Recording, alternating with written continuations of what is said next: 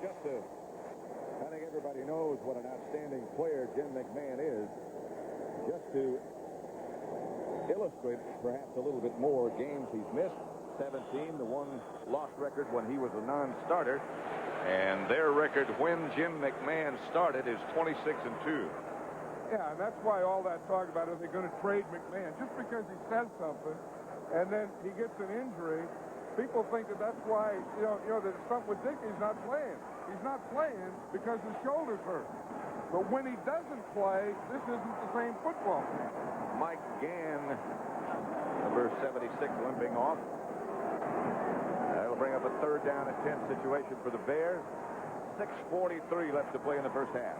Archer had a bad start, but Tomczak was equally bad start. Started out 0 for 5, 1 interception. That doesn't build too much confidence. Although Mike Dickey was saying that Tomczak has a lot of confidence now, and the players have a lot of confidence in him. That might disappear if those statistics continue. He might disappear if they continue. Out of the shotgun. Tomczak in his own end zone. Fires finally incomplete. Picked off by Joel Williams. Touchdown Atlanta.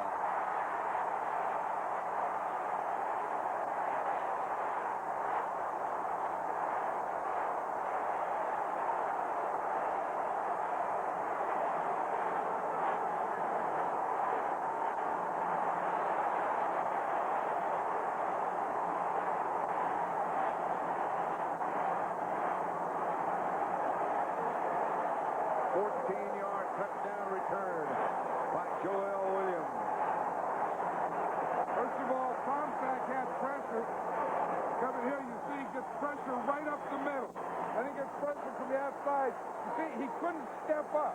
His left foot had to go parallel. Then he didn't have anything on the ball. He threw it out there, and Joel Williams was right there. Rick Bryan and Tim Green applied the pressure. Joel Williams got it into the end zone, and Ali Haji Sheik makes the extra point, and it's 10-0 Atlanta. Watch the pressure that he gets on him, and he can't step up. See, they have the stunt on the right side. That Bryan is coming, he can't step up. Joel Williams has great coverage right there on Walter Payton. Gets the interception. 2 big plays for Joel. The first one, on the first interception, he was the guy that knocked Tomczak down. Wilkes got the interception. On that one, Joel got it. And it's 10-0 Atlanta with 6.5 minutes left to play in the first half. Super Bowl champions in trouble. There is the guy who's turned this Atlanta defense around. Marion Campbell. Yeah, he's smiling, too, even as the official's smiling. I think that official is Al Jury. It is. Al's a highway patrolman. He gets you all week. Al Jury gets you all week, and then he gets you on Sunday. It's the only time he gets to smile. Yeah. What the package that Marion Campbell brought with him, 3 assistant coaches. And they have really solidified the Atlanta defense. I'll tell you, and then bringing those 2 experienced linebackers have helped us. We've seen big plays by those guys today. 2 All-Pro. Gentry starts from his own goal line. He had one of 87 yards earlier that was called back, and a flag goes down on this return. Scott Case, and now another flag. Gentry brought it back 27 yards, 2 penalty markers down. I think the world champion Bears are frustrated now. And I bet both of those penalties are against them. And I'd also bet that jacket comes off today. Soon.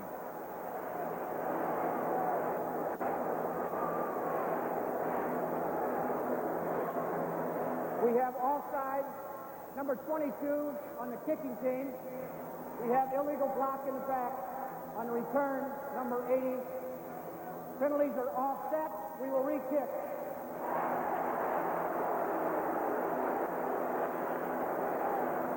It begins next week with the NFL today. Of course, at 12:30 Eastern Time, Green Bay against the Bears. And game 2 is The Dallas Cowboys at Washington. Of course, we'll be at that game, and as you look at these standings, that's a big, big game for the Cowboys. Oh, boy. I think if the Cowboys are in a must-win situation, it's now. They play San Diego today, then they have to play the Redskins. I think if they beat the Redskins, I can see all three of those teams being in the playoffs. If they don't, then I could see one of these NFC Western teams being in it. That NFC West is really taking a shakeup with the emergence of the New Orleans Saints. The Falcons playing well. Honey Hockey kick goes again to Jeffrey. Jeffrey out to about the 28. The NFC West, of course, the 49ers revitalized with Joe Montana coming back. The Rams lead, but only by a half game. Then Atlanta and New Orleans. You know, it was interesting, Pat, this week, Bill Walsh was saying that he thinks that 10-5-1 will win this division. Of course, then he has to think that either his club or the Falcons are going to win it. They're the only team with a tie. And New Orleans leading St. Louis. The Saints have come of age. 1st and 10. Bears have the ball at their own 29. Ortego with the move man. This is Peyton. Looking for room and not finding much, but as only he can do. Stopped by John Rady. Peyton got 6. The Bears' first 4 possessions have not been all that good. Well, they really haven't established anything. I mean, they haven't established the forward pass yet. Obviously, they haven't established the running thing, and they're just kind of picking and choosing. They had one tough break against them, and that was when Gentry returned that kick 87 yards, and that was called back. They still have not made a first down. 2nd down and 4. Bears at their own 35. Peyton in motion. Suey. Now they've made a first down. Casillas and Gann and Wilkes on the bottom of the pile. Doug Flutie has thrown 1 pass in the NFL. Mike Ditka said, as we talked to him yesterday afternoon, last night, that he would not hesitate to play Flutie. He would not play McMahon. Flutie has 25 plays that he wears on a wristband. He's ready with a wristband. Contact. Straight ahead is Walter Payton. A gain of 6 again. Rick Bryan on the bottom of the pile. You know, that's one thing, being an experienced team like the Bears and having played in big games. If you get behind 10-0 on the road, it's no big deal. You get an average team or a team that really doesn't know how to win, and they get behind by 10 on the road, the game's over. Willie Galt and Ortego both split wide to the right. 2nd down. It's Peyton again. Walter gets enough for the first down. Casillas tripped him up, but a gain of 6.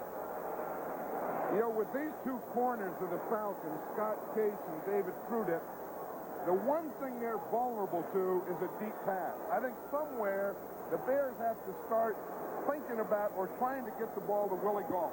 Willie Galt with his speed. These guys cannot handle speed. And to have a guy like Galt just running around there and not threatening, I think they have to do it. Prudett is number 30. Case is number 25. Prudett goes with Ortego. Again, it's Peyton. This time, only 3. You know, he's doing a good job. Right there in the bottom of the pile, there's 77, Rick Bryan. He's having a big day today. He was the guy that, you know, that got to Tom Sack on the interception. We watch him over here. He's up there in the end of the picture, taking on a double team, holding in there, getting spun around, boom, pounding back in there, making the play. And that's a good man he's playing against, too. Yeah, that's a good battle. Rick Bryan and Jim Covert. 2nd and 7. Peyton this time comes in motion. And off to Suey. And Suey hammers down close to the Atlanta 35. Buddy Curry stopped him. But Suey got 8, and that's close to another Bear first down. In fact, it is. That's one thing the Bears don't do a lot is run their fullbacks or Suey. And I think Mike Ditka feels that he has to do it more. It's something you don't do, and then you're not sure why you don't do it. But you think you better do a little more of it just to make it easier for your tailback to run. Clock running with now, by the time they get it off, about 2:40 left in the first half. Falcons leading 10-0. Here's Peyton. Left side for 2. Rady made the stop. I think this is a good spot to take a shot to Willie Gault. I think, second down, you've been pounding on him, you've been running him. Take a shot now to Gault. Let him run deep up the field or across the field. Test him, because if you hit it, you ring the bell. If you don't, you still have third down, and then you get enough for your field goal to kick your field goal. They may not get this off before the 2-minute warning. Tom Sack. And they don't. 2 minutes left to play in the first half. The Falcons lead the Bears 10-0. Until this drive, they have totally dominated. When you want the rich, smooth, fresh taste of real draft beer in a bottle, ask for Miller Genuine Draft. The Miller with the black label. It's beer at its best. Families have come to us. They believe in liberty, Liberty Mutual Insurance. Our house is special to us, so we shopped around for homeowners insurance. Liberty Mutual gave us the right protection at the right price. We believe in liberty. America believes in liberty. Liberty Mutual Insurance. Introducing the limited edition Toyota 4x4s. They're loaded with extras, but you save money. Save on a chrome package. Save on sports striping. Save on sporty wheels. A chrome step bumper. Save up to $753. Save on a deluxe interior. AM/FM with cassette. And with Toyota's special factory-to-dealer incentives, you could save even more. Toyota, looking out for you by saving you money. When you want the rich, smooth, fresh taste of real draft beer in a can, ask for Miller Genuine Draft. The Miller with the black label. It's beer at its best. Hey, on that last play, before the 2-minute warning ran out, I think they were trying to sneak Gault somewhere. Look, he lined up in the backfield just before the ball is to be snapped. He shifts up here. I think they were going to try and sneak him somewhere here. So watch the reaction of all these guys when they realize that this is Willie Gault in the backfield. Watch him now. He's going to shift up there, and they're all discovered. There's Gault. Hey, Gault's here. Look at all the guys talking. And there he is. There he is. There's Gault. And then the 2-minute warning ran out. Amazing what speed will do. Yeah, speed. He's somewhere hidden now this time. Same place. Ortega goes wide right. There goes Gault in motion. Tomzak back to throw. Out of the pocket comes Mike Tomzak with some room. There, first down inside the Atlanta 20. A scramble of 14. Robert Moore finally tripped him up. Hey, that's a big play by Tomzak. We'll see what he sees. You see, he has the motion, he has Gault. I think he was trying to go deep to Gault. But watch him here. We'll stop it here when we have to let it go. We'll see. See, the whole thing is rushing to the inside. Now he has room out here to the outside.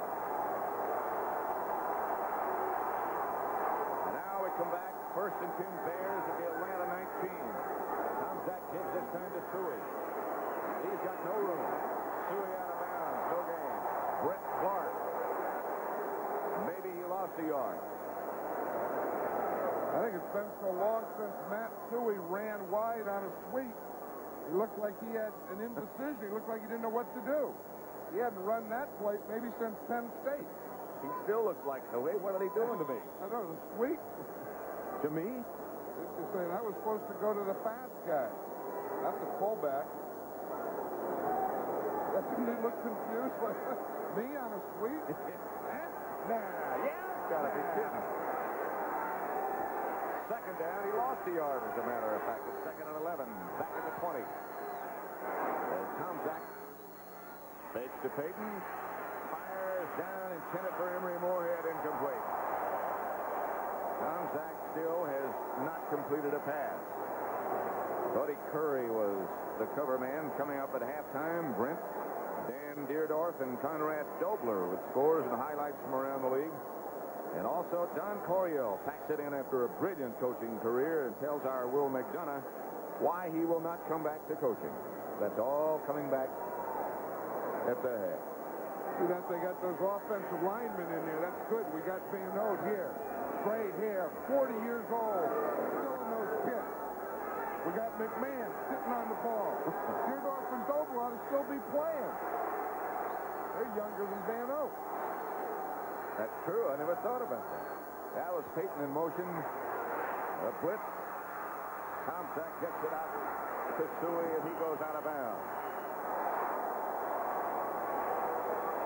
A gain of 5. Walter Payton with a good block up front. I'll tell you one thing, that I've always said about Walter Payton. We see Matt Suey here. Watch Walter Payton. I mean, he doesn't only carry the ball and catch it and throw it, but when the other guy does it, he blocks as hard for him as anyone blocks for Walter. Brings up a 4th down situation. Kevin Butler with Fuller holding will go from 32 yards out. Falcons leading 10-0. He has made 16 consecutive field goals. Low snap. Butler gets rid of it and pumps it through. The Bears get on the scoreboard. It's 10-3. Atlanta with 50 seconds left to play in the first half. Next week, don't forget a big CBS doubleheader coming up. Green Bay against the Chicago Bears. One of the oldest, if not the oldest, rivalry in professional football. And Game 2 has that big match at RFK Stadium between the Cowboys and the Redskins. And that's always a stadium rocker. We did the last one in Dallas, and the Redskins beat them with ease. And I've always thought, when two teams play each other, the second time they play, it's not the same type of game. So I think it's either going to be a low-scoring defensive battle type, or I think the Cowboys are going to win. Right here, it's 10-3. Bears 12 plays, 57 yards. Kept the ball 5 minutes, 44 seconds. And Kevin Butler hit from 32 yards out to get the Bears on the scoreboard. It's 10-3. 50 seconds left to play in the first half.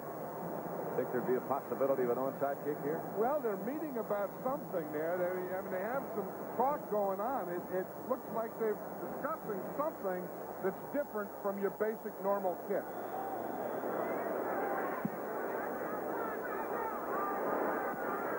Kicked away. Sylvester Stamp, about 3 yards deep in the end zone, brings it out.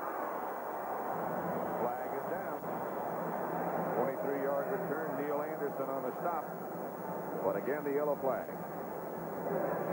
Well, that one there is the leading penalty in the league. Like we have leading passers, leading runners, leading defenses. The leading penalty is this one here on kick. They do it every time. Illegal block in the back on the return, number 52, first down.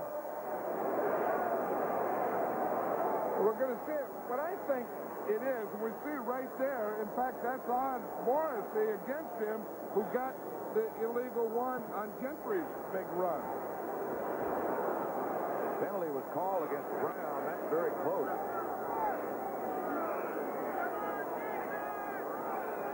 Kurt Schoenert, still the Atlanta quarterback. First and 10, Falcons at their own 8-yard line. Handoff is to Riggs. Riggs out of bounds, stops the clock. Dave Duerson knocked him out of bounds. Look at that penalty again. This is very close. Well, you know, it looks like his helmet. That's Aaron Brown, 52. Now, what the rule is, you have to have your head in front. Now, I think that's a legal block, because when he makes contact, right there, his head is in front. So I don't know. You know, now, see, the official on that has to see the whole contact. I don't think he saw it initially. Mike Singletary looking into the Atlanta backfield. 2nd and 8. Riggs again, looking for someplace to go. Was hit by the Bear defense led by Otis Wilson after a gain of 2. Now, the Bears are taking timeout. You know, they have the Falcons down here. They want to get the ball again before this half ends. 36 seconds remain in the first half. Bears still have 2 timeouts. Falcons have all of theirs. Well, I beg your pardon. Atlanta had used one, I guess, when Dave Archer came out. You know, this will be an interesting thing because the Falcons will have to punt. The Refrigerators in there on defense. If they can make them, you know, if they can stop them on this 3rd down, then take another timeout, then of course it changes possession. Now this guy's getting bigger. Refrigerator. That refrigerator's full. Well, you know, like they have those things that are myths or lies, like the check is in the mail, and you know, let's have lunch sometime, and you know, I never go under 55. Well, one of those is a refrigerator weighs 308 pounds. I'll guarantee you, he's been fine the last 2 weeks. He's been up to 340. And that's a trained body. I mean, imagine. I mean, he's working out every day to get there. You know, it's been a big week. The Perrys against the Hennings this weekend. Today it's the Refrigerator against Dan Henning. Yesterday it was Dan's son against the Refrigerator's brother. Middleton is the move man this time. Showing it back to throw, gets it outside Charlie Brown. First down, Atlanta. Betsy Jackson. Wilbur Marshall knocked him out of bounds, a gain of 9. Hey, that's a big throw for Schoenert because now the Falcons can just run out the clock. They're not going to get it again. See, they needed that first down. Schoenert comes back, boom, right out there to Charlie Brown, who is as good as most at this possession receiving. And now that's exactly what they're going to do. They're going to run out the first half, and that is the end of half number 1. The Falcons leading, and pretty much in sync as to what they had designed to do when they went into this game, and that was keep the ball away from the Bears, control it, keep Gerald Riggs a factor, and they've done that. Interception on a touchdown. That's the end of the first half. Score Atlanta 10-0.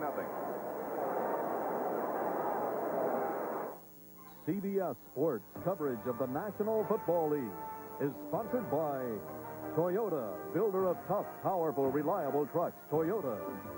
Harris Corporation and their Lanier Business Products divisions. Lanier, we're easy to use. And by RCA, technology that excites the senses. Amway presents the Walter Cronkite America's Cup Report. In 1983, it was the winged keel. In 1986, it may well be fiberglass. Chris Dixon is the skipper of the New Zealand Challenge. Chris, why fiberglass? Well, the fiberglass, as opposed to aluminum, gives us a boat that is stronger for the same weight and the same weight distribution throughout the boat. It's stronger. So the tough conditions off Fremantle, where it blows 25 knots a lot of the time, our stronger boat should be a little bit quicker than the aluminum ones. Are there other advantages? Just having a physically stronger boat is the main reason we've gone fiberglass. Obviously, there's a little bit of a psychological advantage as well, in that we've got something that apparently is a little bit better, and nobody else has got it. So we'll play that one long as well. She's a little bit quicker all around. Some people are as reliable as sunrise. You can see it in their smile, feel it in their handshake. Their life is fulfilling. Their work is rewarding. Happiness is something they've created for themselves. Amway people. Hardworking Americans you can rely on to give their best. Every day. Tonight, a merciless newspaper man meets his final deadline. Actually, it could have been murder. When Harry Gardino guest stars. Murder? She wrote. Then, the epic story of two feuding Fresno families begins. Charlotte Kensington and Tyler Kane, locked in a battle for control of an empire. Reckless with passion. Surprise. Ruthless with power. You're the most evil man I ever met. An entire raisin dynasty is up for grabs when Fresno flies tonight.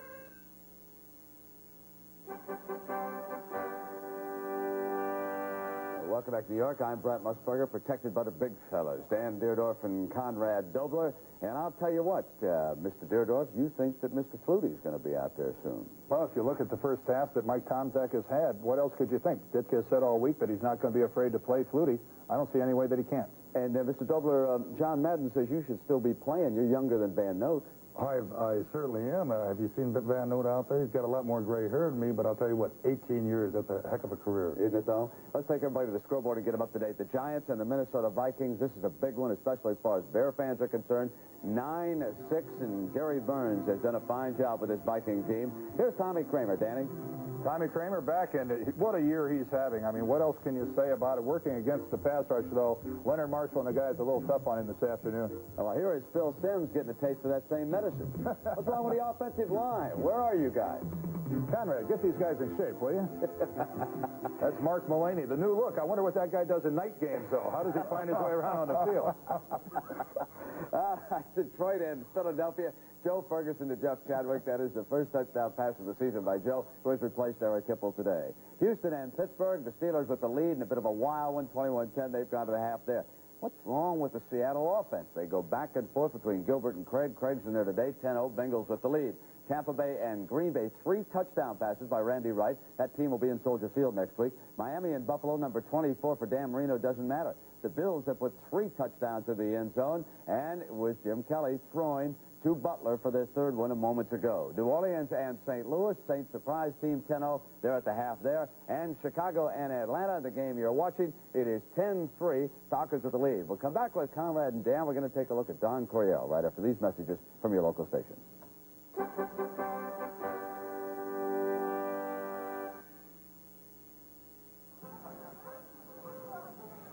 You know me? I won the America's Cup. From me. I'll bet you Yanks can't even remember what it looks like. They can't even remember what I look like. That's why I travel with the American Express card. Likewise, mate. Without it, I'd be dead in the water. What a pleasant thought. To apply for the card, look for an application and take one. The American Express card. Don't leave home without it. Between them, they've dominated the Big Ten for 20 years, and between them, this year's crown will be decided. The Wolverines of Michigan, the Buckeyes of Ohio State. Next Saturday, the Big Ten collision of the year. Then Rose Bowl-bound Arizona State meets Arizona. And on Sunday, doubleheader action starts with the NFL Today, followed by the Packers against the Bears. Then 2 teams hot on the playoff hunt. The Cowboys battled the Redskins, and a fierce rivalry is about to grow fiercer. Next weekend on CBS Sports. This is CBS. Whatever you need done, there's one easy way to lighten the load. Ameritech Bell, yellow, pages. The completely accurate, the original one you know. Ameritech Bell, yellow, pages. When you're looking for something, when you're looking for someone, look in the book. You know the one. The completely accurate, the original one you know. Ameritech Bell, yellow, pages. Published by Donnelly Directory. The brain has 2 sides, an emotional right and a logical left. The left side knows the Saab 900 is practical. The right side doesn't care. The left side sees safety in Saab's high performance.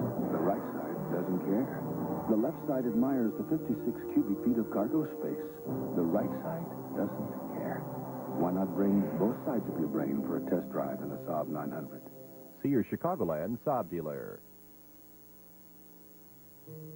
Every year about this time, people in Illinois like to get out and play a little football. Trouble is, a couple of hundred people could crack their ribs playing a little football. There could be any number of pulled hamstrings, 50 or more broken bones, and who knows how many cuts and bruises. Fortunately, a lot of the football players in Illinois have Blue Cross and Blue Shield, health plans that offer better care at better rates than any other. Do you have Blue Cross? Live from the Bears locker room after the game.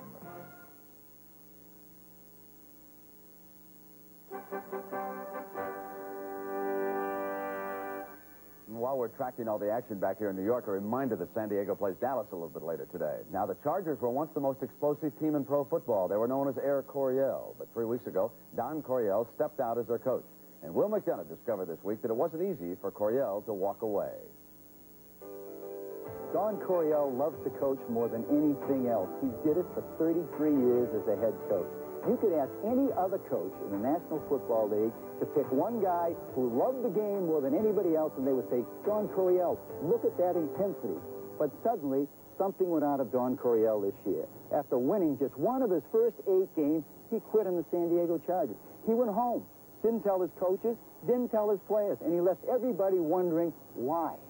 I thought in my own mind and that a change would be best for our football team, and so I don't know. I don't know how in the hell I want to. One of the questions Coryell had to live with was the appointment of Al Saunders as assistant head coach, raising the question that Coryell was no longer in charge.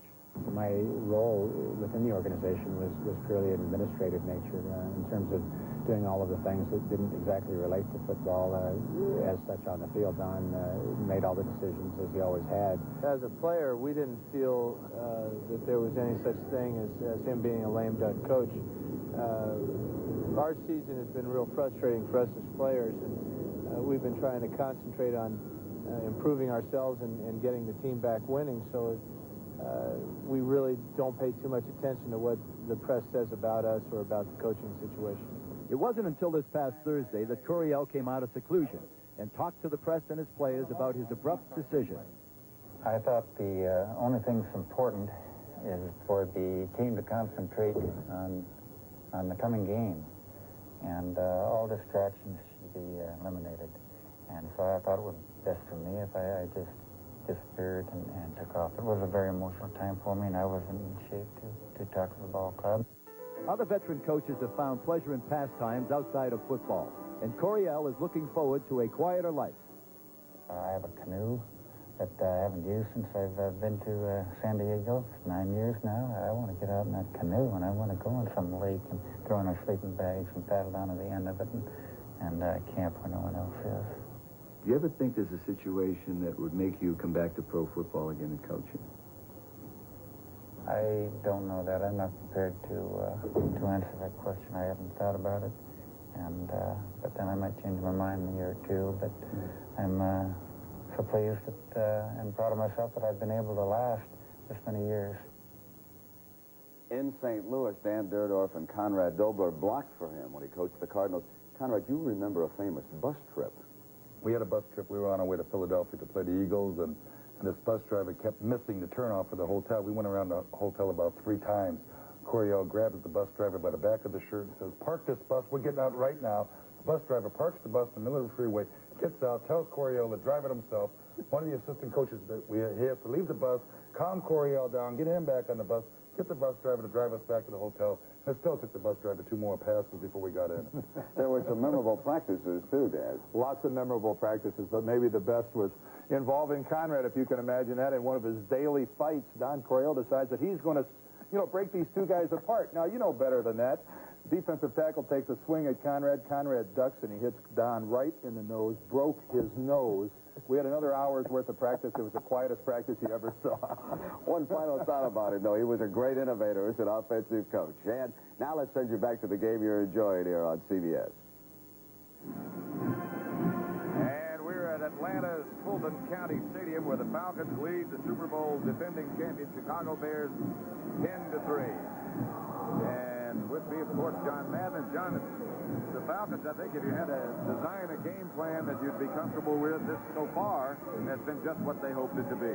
Well, I think it's exactly what they wanted to do. Control the ball, which they've done, and then play that solid Marion Campbell-type defense, make the Bears make the mistake. Now, all those things have happened so far in the first half. Of course, the one thing I'm sure that they didn't plan on was losing their starting quarterback, Dave Archer. We remember the play. Here it was. He gets hit twice here. The first one, he gets hit on that right shoulder right now by Singletary. Now watch, he comes off that, now watch 95 Dent.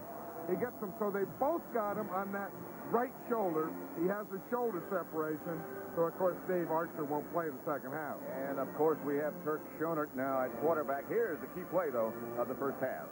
I think this is a big one. Joel Williams intercepts Mike Tomczak's pass coming out of the end zone. He had a big pass rush on him. He couldn't step up. Joel Williams gets the only touchdown of the game.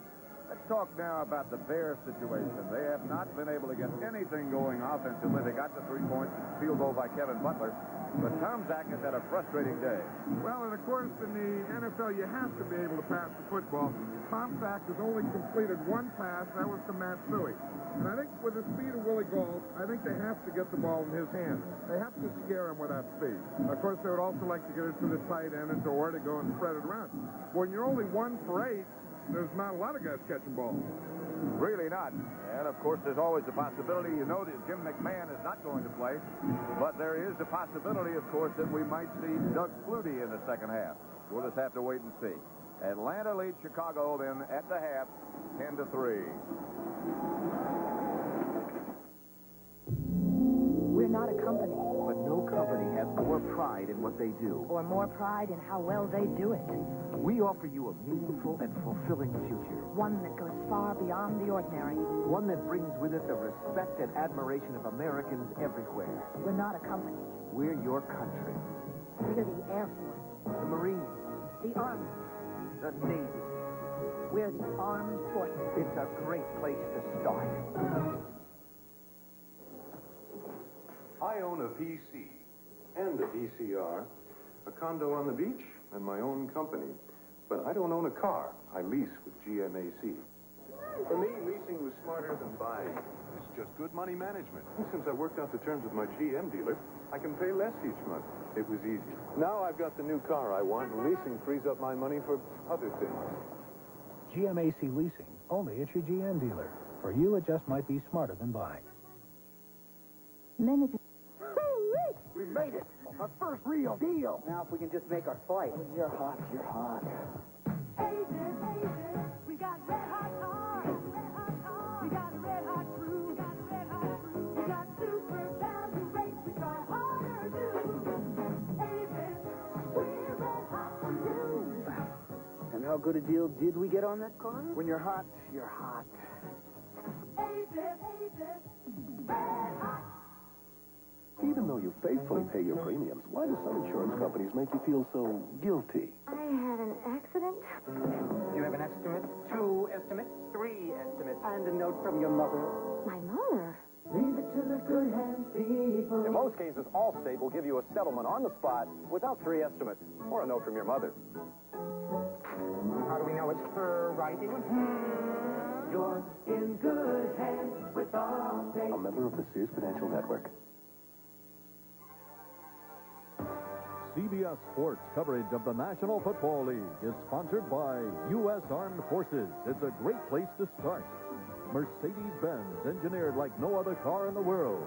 And by Magnavox, developing new technologies for your entertainment. Nobody puts it together like Magnavox.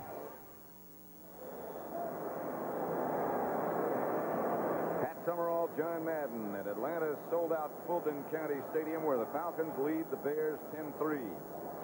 We start the second half. Atlanta kept the ball 20 minutes and 49 seconds in the first half. The Bears 9-11. Ali Haji Sheik out loosening up to kick off. And there is who at one time was one of the best all-purpose, best backs, best players all the superlatives. William Andrews hurt his knee in practice last week. You know, I always thought that, you know, if I could take a running back the way I used to coach and the types of team I had, when William Andrews was healthy, he was the guy that I would want. You know what? He's not all the way back, obviously. He hurt his knee again in practice last week. But to get to where he can just walk around as he is, much less run or play, is a remarkable achievement. He really worked. Well, what happened is after he came back and did all that stuff last week, he twisted his knee, and then he had some blood in the fluid, and he thought he tore something, but he said, you know, they took the test, put the dye in there, and he said it was really nothing new. In fact, the doctor said that may help it because that loosened up those convolutions in there. Those scar tissues or whatever they are. Dennis Gentry and Sanders back deep. Marion Campbell, the Swamp Fox, ex-head coach here, ex-head coach at Philadelphia, former Georgia player, former All-Pro defensive tackle. He's just a coach. Just a coach. You know, I mean, you see him, he's always coaching. I mean, they come out, kickoff teams out there, Swamp Fox is coaching. To Gentry right in the corner. And Gentry is cut down at about the 11-yard line. Robert Moore makes the stop. Good kickoff by Ali Haji Sheikh. Halftime statistics. Falcons have 88 yards on the ground, the Bears 64, but look at the passing yardage for both teams. I think we're seeing what an NFL game would be like if you can't pass the football. I mean, that's the most important ingredient in NFL is the quarterback. And when you don't have one in the games, I mean, a real top guy, this is what you get. This is the product. 10-3 Atlanta leads. That's Walter Payton in motion. Tom Zag outside of Payton. Falcons there in a hurry. David Trudick and Reggie Wilkes. You see what happens here when you don't throw to your wide receivers, if you don't get deep, it gives the defense confidence. That's one thing. Number two, it brings them up tighter. And pretty soon, they start squeezing everything you do. And that was just an example. I mean, they throw one out there to Payton, you know, there's 5 guys right on him. We've said, John, so many times, even if you don't complete a defense, air it out once in a while. Let them think about it at least. Loosen them up. That's Payton again in motion. Tom Zag back to throw, chase, and hit. He's got his tight end, Henry Moorhead. And Moorhead is off to the races. Moorhead inside the 10, knocked out of bounds at about the 3, finally by Robert Moore. Loosen him up. That's what you got to do, air it out. Who would have thought the guy would be Emory Moorhead, the 10-year veteran? I think when you get linebacker coverage, you see they let him go. He went through free. He got one hit by a linebacker. The safety that was coming over, Cason fell down, and then Moorhead got the big play. He got by the linebackers on the line of scrimmage, by the safety in the middle of the field, and then wasn't caught until they get down in the end. A gain of 85, and it's all the way down to the 1-yard line. First and goal from there. The refrigerator's in on offense, Pat. Well, Mike Ditka said he was going to do that. The refrige is in the backfield with Walter Payton. Let's see if we can open up some holes. If they run to the left behind the fridge and that left side. Might as well give it to him. Tomzak on the quarterback sneak in front of the refrigerator who hammered in there. A 1-yard touchdown run by Tomzak. Well, I think that's what the Bears needed to get him started. The big play, the pass, get the refrigerator back in there. Ditka takes his jacket off. Now everything's loosened up. Watch this. Tomzak gets through. Then the refrigerator, after it's all over, after the fact, he comes in and rams the pile for about a 5. Butler for the extra point to tie it up. Fuller holding. We have a tie. With 13:49 left to play in the tied the Falcons at 10. A century ago, the founders of Mercedes-Benz created the world's first automobiles. Over the years, their mastery of technology and intolerance for mediocrity inspired countless automotive legends.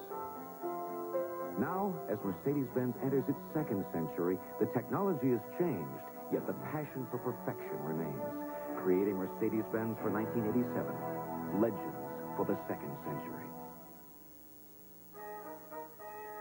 Imagine the power of two great computer companies coming together as one.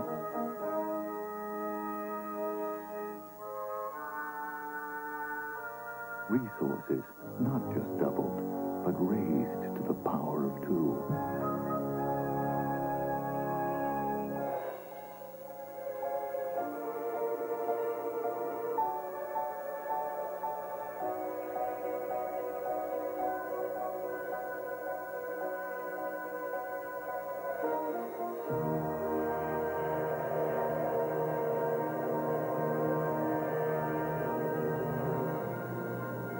Introducing Unisys.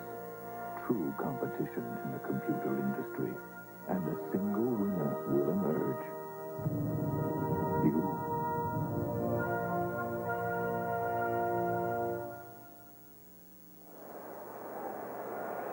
Let's show that big touchdown, Emery Moorhead. Here, he gets away from the linebackers here. That's number one. And we'll watch that. You see, now watch him out there, the tight end. Comes off the line. See him get beyond the linebackers right here. Okay, now he's wide open. Now watch here, number two, stop it. The safety falls down. So that, the first thing got by the linebackers, that got him one, then this gets him two, and then, of course, that's how he got down there with the big play. 85 yards Moorhead went, and that's the longest in the NFL this year. Who would have thought it would be Mike Tomczak to Emery Moorhead? I wouldn't have. Sylvester Stamp downs it in the end zone. Butler's kickoff. Next Saturday, don't forget again that CBS Sports will bring you a doubleheader day of college football. Michigan, Ohio State in the first game at noon Eastern Time. The winner goes to the Rose Bowl. And then Arizona against Arizona State. The Sun Devils are already in the Rose Bowl. They'll play the winner of the Michigan-Ohio State game. That's at 3:30. You know, I wonder if Michigan losing yesterday to Minnesota, I wonder if that's going to be a motivator. I bet with a guy like Bo Schembechler, who's probably one of the top coaches on any level, I bet you that may get their attention back a bit. Had to be looking ahead. Schumer gets it outside to Riggs. Riggs looking for room, doesn't find much. Singletary right out there with it. A gain of only 3. It'll be 2nd and 7. 10-10 tie. Here's what it's like down in the pits. We see John Scully there. He's the guard. He's going against Perry. He has help from the center. See, the center gives him a little hit there. But I'll tell you, Scully is one of those guys who's a position guy. When you're getting position and you're carrying about 270, the other guy's about 330, 340, boy, he's going to get you going backwards. 2nd and 7 at the 23. Arthur Cox, the move man. Handoff is to Riggs, and there's nothing there for him. Left side, maybe a yard, maybe 2. Steve McMichael and Singletary again. Did you see Gary Fensick come flying in there, the last guy? Gary Fensick is one of those guys that believes he has to be in on every pile, on every tackle. He has to be there. Watch 45 here. Fensick. Now, the play is going to be, they're all got the rig, all those guys. Now, watch Fensick, 45. Boom, one more hit. I need it. He knocks his own guy, Dent, back out the other end of the pile. 3rd down at 5 at the 25. Just over 12 minutes left to play third quarter. Falcon ball their own 25. Schooner in the pocket. Pass incomplete, intended for Sylvester Stamp. Incomplete. Todd Bell was the defender. Got his arms up when Stamps looked back.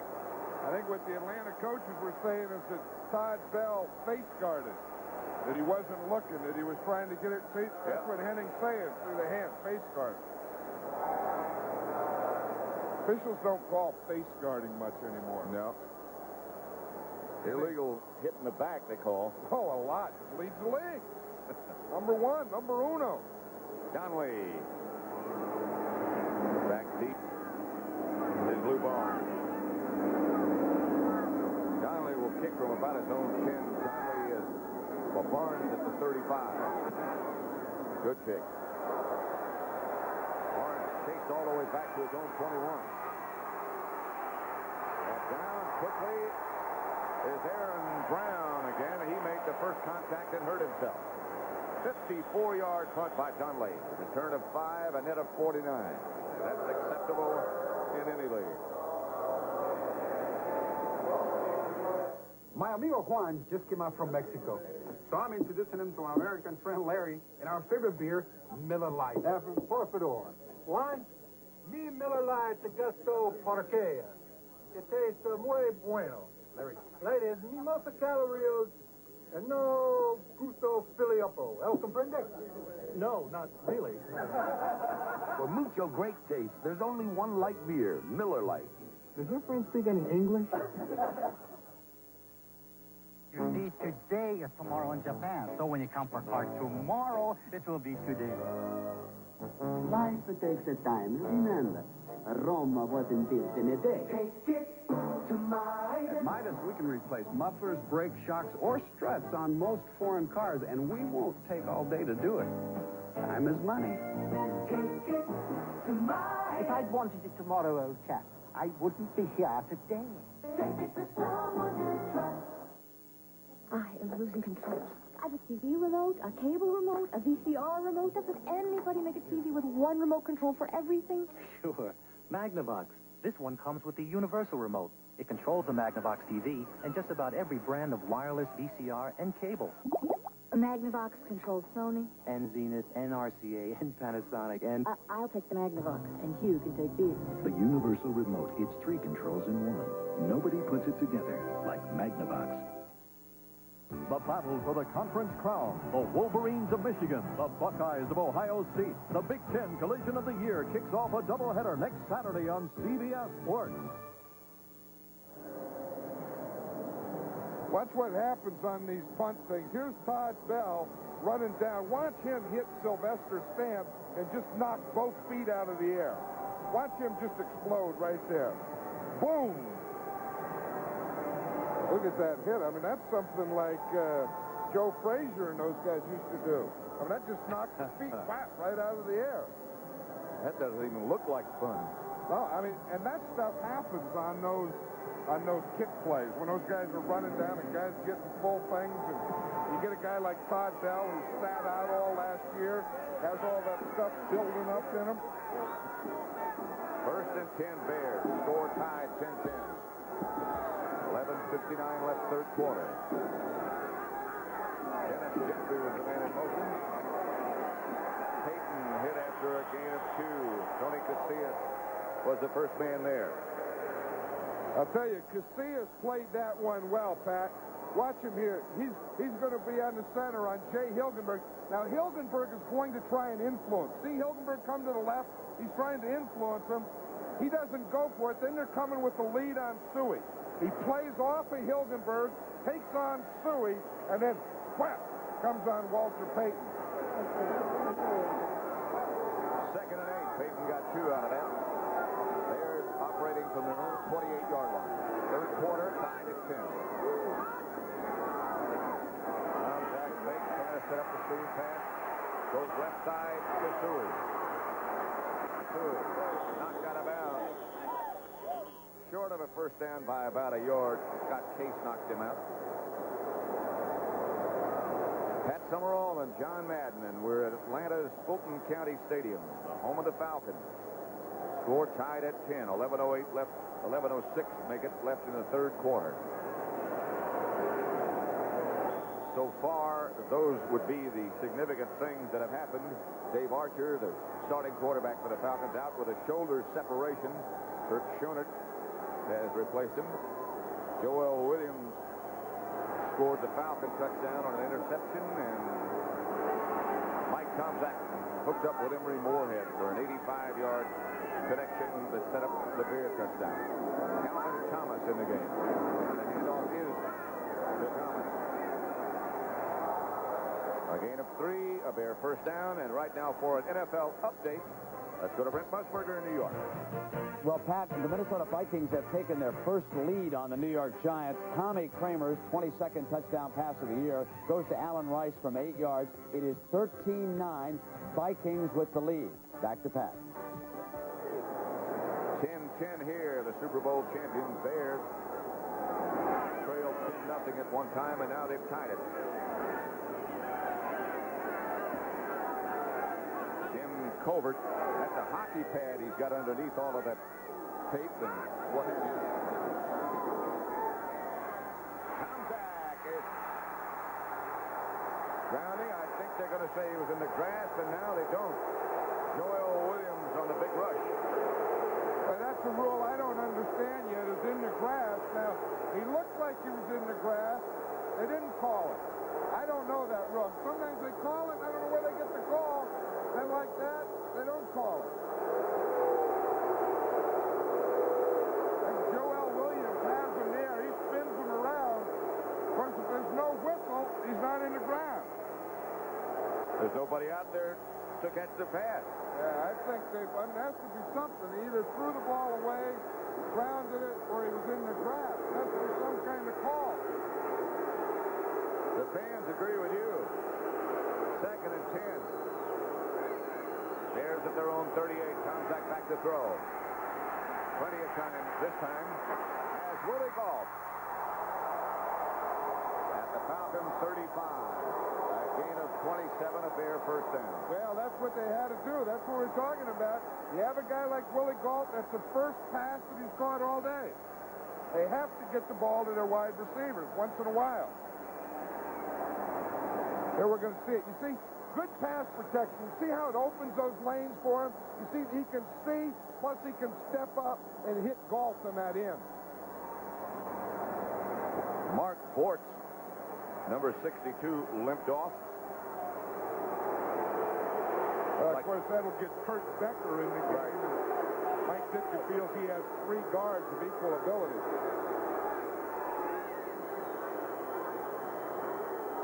Tomczak hits to Payton. Payton bent backwards after he gets to about the Atlanta 30. Brett Clark stopped him after a gain of 5. Yeah, we talked about Mike Tomczak in the first half he had where he completed only 1 pass out of 8, 2 interceptions. In this half, he's completed 4 out of 5 for 120 yards.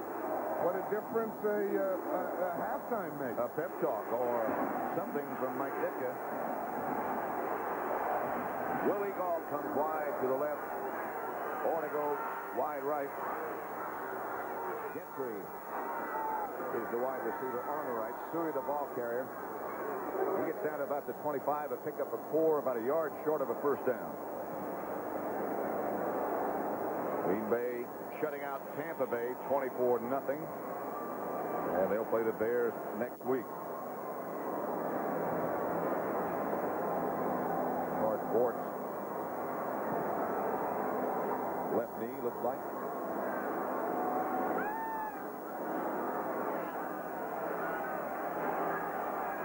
Third down and just about 1. Gentry in motion. Hand off Payton. Don't think he got it. Aaron Butler's range. And here he comes. Casillas on the tackle. Hey, Casillas did a nice job on that. They had him double teamed. They had 2 guys on him. He was still able to get off the blockers, get down there and make that tackle and force this thing. Watch him. He's right over the center, Casillas. See the double team on it? He beats both guys down the line, comes straight down the line, stays inside, and then whap, he's there for the cutback. That's how you're supposed to play nose tackle. Kevin Butler from 44 yards out with Fuller holding. The Bears trying to take the lead.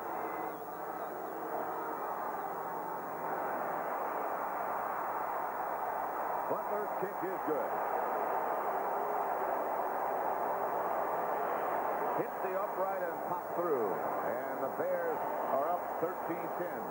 7:09 left third quarter. It began as a new way of thinking about the relationship between the automobile and the road. It evolved into an automotive suspension system like none before. The Mercedes-Benz multi-link independent rear suspension system. 5 individual links per wheel precisely interacting to achieve handling stability as never before. Helping to make the 300 class the most technologically advanced automobiles in Mercedes-Benz history.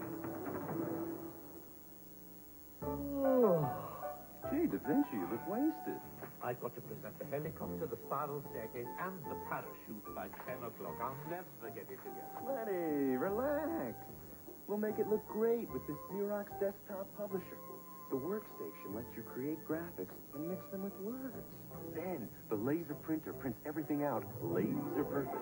Eat your heart out, Gutenberg. Desktop publishing from Team Xerox. It brings out the genius in you. What was that? The boogeyman. From the Black Lagoon. There's something out there. Don't worry, as long as the lights are on, we're fine.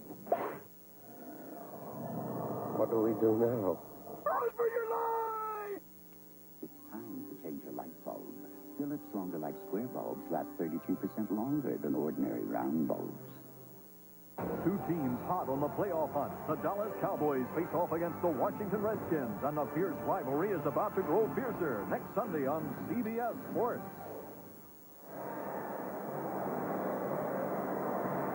Watch this whole thing. Kevin Butler kicks this ball.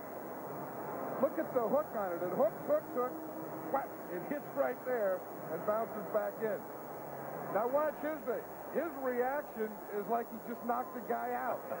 And watch his best friend, Jim McMahon. He does what do they call this thing? Pirouette. Yep, right. Pirouette. I don't know if you call that a pirouette. Yeah, that's a good pirouette. Stamps comes out of the end zone behind an Atlanta wave of pressure. And the Bears are down quickly. Morrissey. Now for an NFL update, let's go back to Brent Musburger in New York. Pat pirouette. That's a ballet move that the coach is talking about. Hey, look at this big interception. Phil Simms, Isaac Holt, formerly the star from Alcorn State. That's his 6th interception of the season. He takes the Vikings out of a big jam. They're still ahead, and let's go back to Pat. That's a big game for both of those teams. Here, the Bears lead the Falcons 13-10, 7:01 left third quarter. Atlanta ball at their own 16. Kurt Schonert, the quarterback, after David Archer was injured, separated his shoulder. Hit by Denton Singletary. Schonert on first down. A cross incomplete to Floyd Dixon. Mike Richardson on the coverage. A gain of 10. That'll come close. There's a flag. I'm sorry. And Mike Ken, I saw him on that play, hold Richard Dent. I don't know if that's what they caught. But I'll tell you, Dent was putting a lot of heat from that backside of Kurt Schonert. And I could see it from up here. Of course, I find, you can't complain about officiating. Holding. You can't? Offense. Number 88. Replay the down. First down. Ball against Arthur Cox. That wasn't the one I saw. Here's the one I saw. Let's see if we can see it. It'll be right there. Oh, it was Wisenhunt that was holding. You see him? You see him holding Dent? I saw someone holding Dent. Look, he's darn near pulling his jersey off the shoulder pad. I thought that was Ken. First and 18. 6:20 left to play third quarter. Handoff Riggs. Riggs out of bounds. Singletary was the first man there. Otis Wilson also. A gain of 5.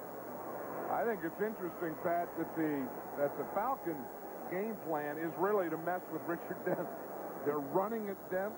They're running the bootleg. Of course, Archer got hurt on a bootleg trying to influence Dent. They ran a reverse on him. They're doing everything to that side, thinking that's the most reckless side. I suppose that's because he is so reckless, so active. They think they can maybe take advantage of that. Yeah, but I think he's too good to do it more than once or twice. Well, let's what he keeps telling them. Second down, 13. Flags again.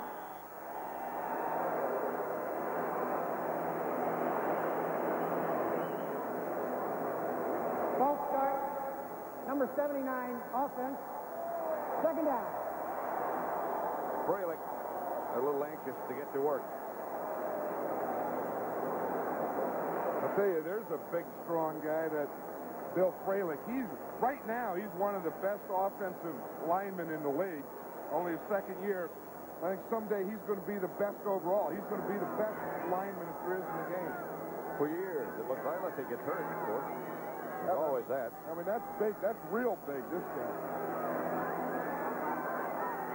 Second and 18, Charlie Brown. Split wide to the left. Schoner.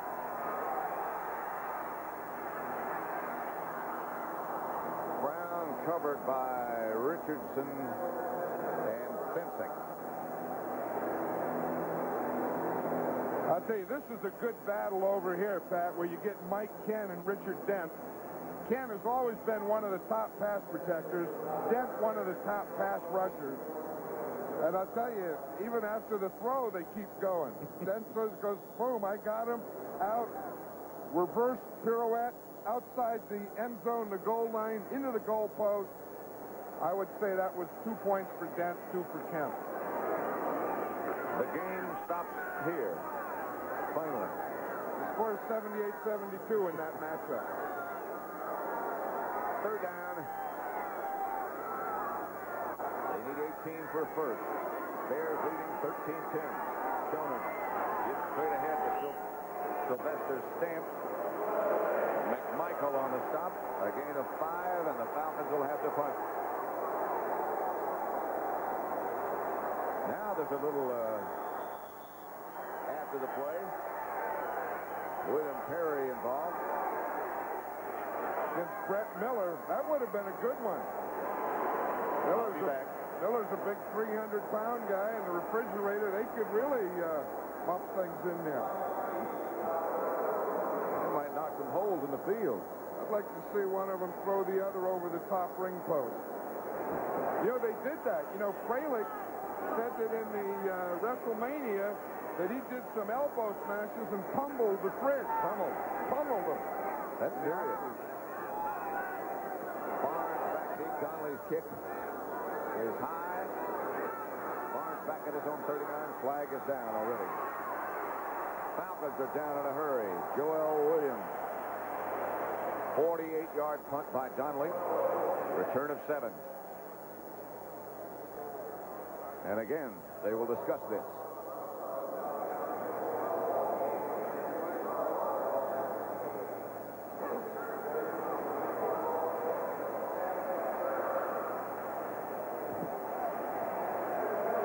This referee's having a tough time. He said against the Falcons, and he changed against the Bears, and through all of it, he forgot to turn on his microphone. Look, these guys got wires and stuff going in them. A lot to think about. I know, and then he didn't turn on the mic to say it. Well, he's not through yet. Oh, he got some more. He already gave 2 signals, one against the Falcons, one against the Bears. Now you'll get it straight. You sure? Yeah, it's against the Bears. That's what it is, straightened out. Now there's somebody else in the act.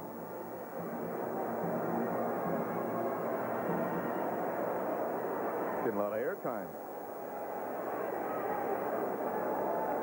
Now the microphone. Holding on the receiver's number 20 after the kick, post-possession foul, first down.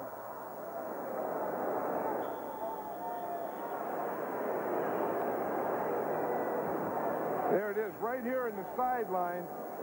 We see it right up there. There's the holding right there. Oh, that's a step further. I mean, that's close to molestation. Close to molestation. We'll use that again. 13-10. The Mercedes-Benz Driving Simulator, a laboratory that moves Computerized hydraulics producing realistic driving forces. Computerized projectors creating a lifelike driving world, allowing engineers to analyze the responses of ordinary drivers in extraordinary moments, duplicating any driving situation in total safety. Mercedes-Benz continues to learn the secrets of automotive science, and the automotive world continues to learn from Mercedes-Benz. When I played football, they called me a troublemaker. But really, I'm just a nice guy who likes to watch a game with a Miller Lite. I see you drinking light, too. Yeah, it tastes great. I agree. But he drinks it because it's less filling. It tastes great. Did you hear that? It's less filling. Pretty strong words. It tastes great. Less filling. Tastes great. Less filling. Tastes great. There's no argument. There's only one light beer, Miller Lite. Is that a light beer you're drinking? Yeah, it tastes great. I agree, but that's not what he said. Who has transformed video cameras, making them more compact, simpler, more colorful, more fun? Who? RCA, with the new Pro Wonder camcorder, the camera and recorder that uses standard VHS cassettes plus solid-state technology for brighter, more colorful memories. Pro Wonder. If you settle for less than RCA, that's exactly what you'll get.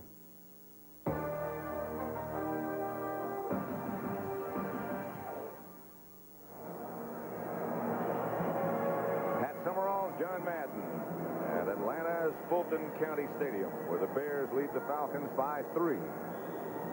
Total yards, and it has really turned around in the second half in favor of the Bears.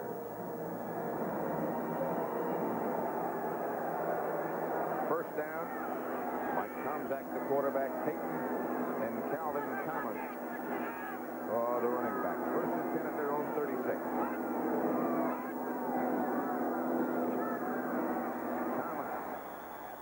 Scrimmage. Brady and Joel Williams. No gain. Then Rick Bryan down in the bottom of that again. You know, he was saying that, you know, the Falcons hadn't had sacks in 3 games. And Bryan was saying the other day he started thinking about it. Everyone's talking about it. He used to wear a neck brace. He just said, whoop, he just took off the neck brace. He said, I'm not going to wear that. That slows me down. And I don't know what he was like before, but he looked very active today to me. Second down at 10. Comes back in a throwing situation. Moorhead on the move. Going deep for Moorhead. Robert Moore was the Atlanta defender. Moorhead had a step or so. William Perry. Got to be a strong bench. Now, those guys are his brothers. I mean, the one in the middle that's bored with this whole thing looks just like him. With it in the face. The other appliances. I'll tell you, how about having that group for Thanksgiving dinner? There's nothing wrong with your screen, your picture. It's just blocked out at the moment. You know, he's having trouble holding those pants up. You ought to put some tape around him because all day he's been tugging at those things. You ought to apologize to him. Tomczak out of the pocket, and he's got some room. Slide, and I think short of a first down. He's upset with himself. Oh, he should be. Because they don't put it down where his feet go. They put it down where the hip goes. And they have to punt. Buford is on. I tell you, that's what a veteran quarterback will always give you, that thing, knowing where. Tomczak, I think, feels like he knows where it is. Of course, when you have a guy coming up to you to hit you, that's easy for me to say, but he just slid a little short. Buford. Good kick. Joey Jones. Faked the fair catch signal. The Bears batted out of bounds. That's one heck of a play if that's where it comes down. 52-yard kick. Neil Anderson was the guy who jumped into the air and knocked it backwards. I'll tell you, that is a great play by Anderson. He dives, he gets in the end zone and knocks it out before his feet touch. That is a big play. I tell you, that's like gaining 17 yards on a run or pass.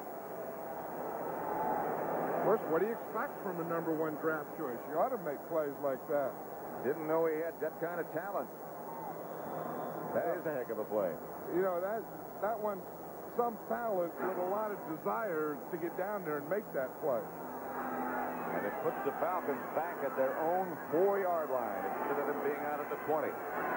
Riggs is the running back behind Kurt Schoner. Riggs gets the carry, gets out to about the 5. Michael made the stop. You know, one of the things Dan Henning was telling us yesterday is he wanted to have balance. We look at this chart here, and we see that they do that. First down, half and half run and pass. Second, more runs on second down. And third down, 5 and 7. So they have had good balance. You know, I mean, they've had good mixture, and that's what he wanted going in. Second and 9, make it. Ball's at the Atlanta 5.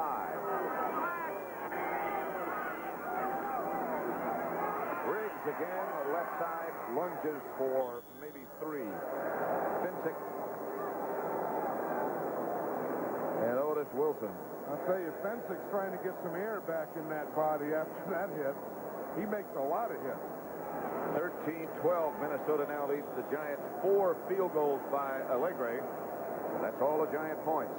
I'll tell you one thing. Wherever the ball is, Gary Fensick smells it and wants to get there. Watch 45 there. He's the first guy there. That was some jolt.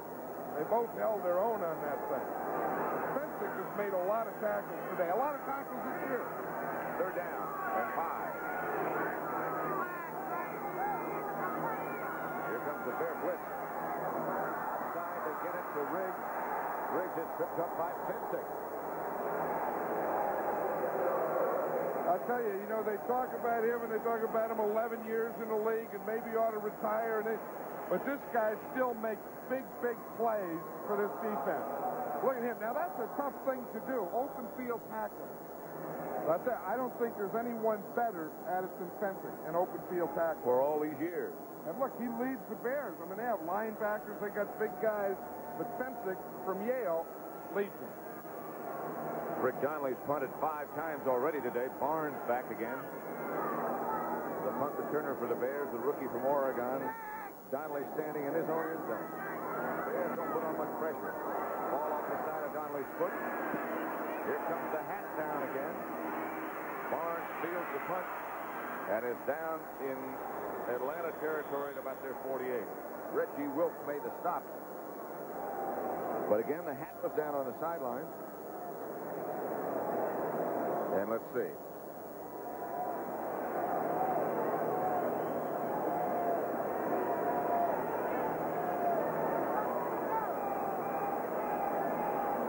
Minnesota leading the Giants 13-12. Detroit, Philadelphia 7-5.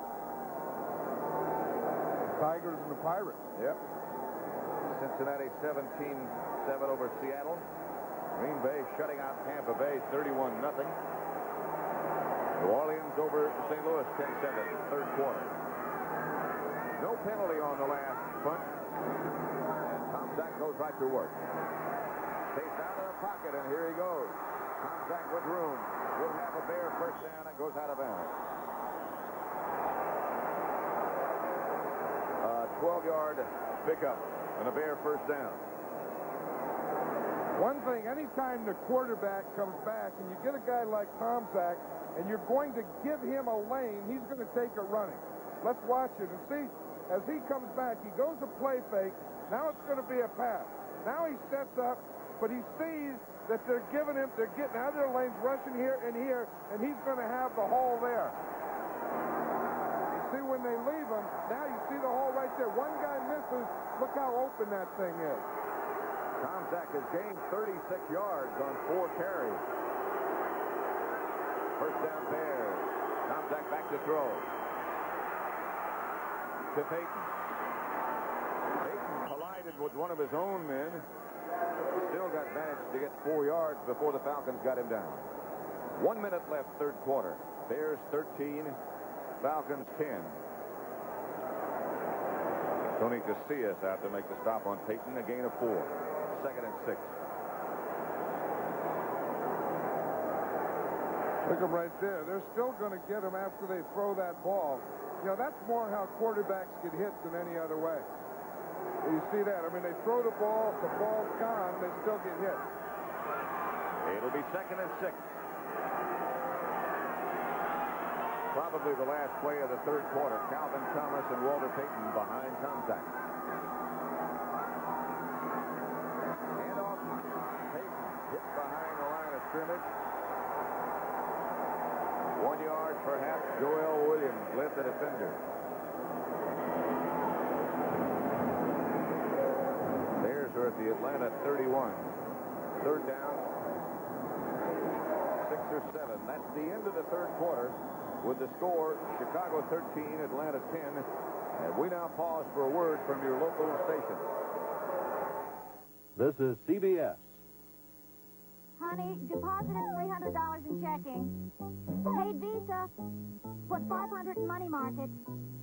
Honey, where'd you deposit that $200? Check the money market statement on the desk. Where's the desk? Shouldn't handling your everyday banking be simpler than this? Introducing the new City One account from Citicorp Savings. It lets you combine checking, money market, even Visa with one simple statement each month. City One from Citicorp Savings. The city is built for you. Well, what do you know? Brand new Pontiac Grand Am. Got the injected 3-liter V6, aero skirts, composite headlamps, sports suspension, the special buckets, the big analog gauges, the whole enchilada. Yeah, you big ham. You own one hot car.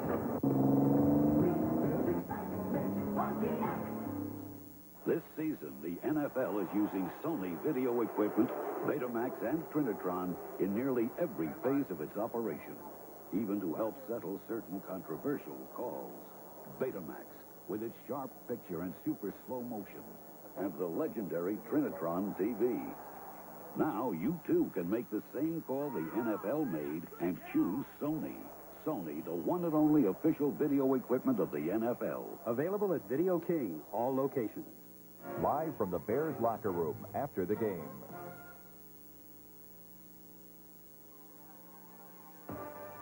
CBS Sports coverage of the National Football League is sponsored by Miller Lite, proud sponsor of NFL Lineman of the Year. There's only one light beer, Miller Lite. And by Subaru and the Subaru XT, the Sport Magazine Super Bowl MVP Award.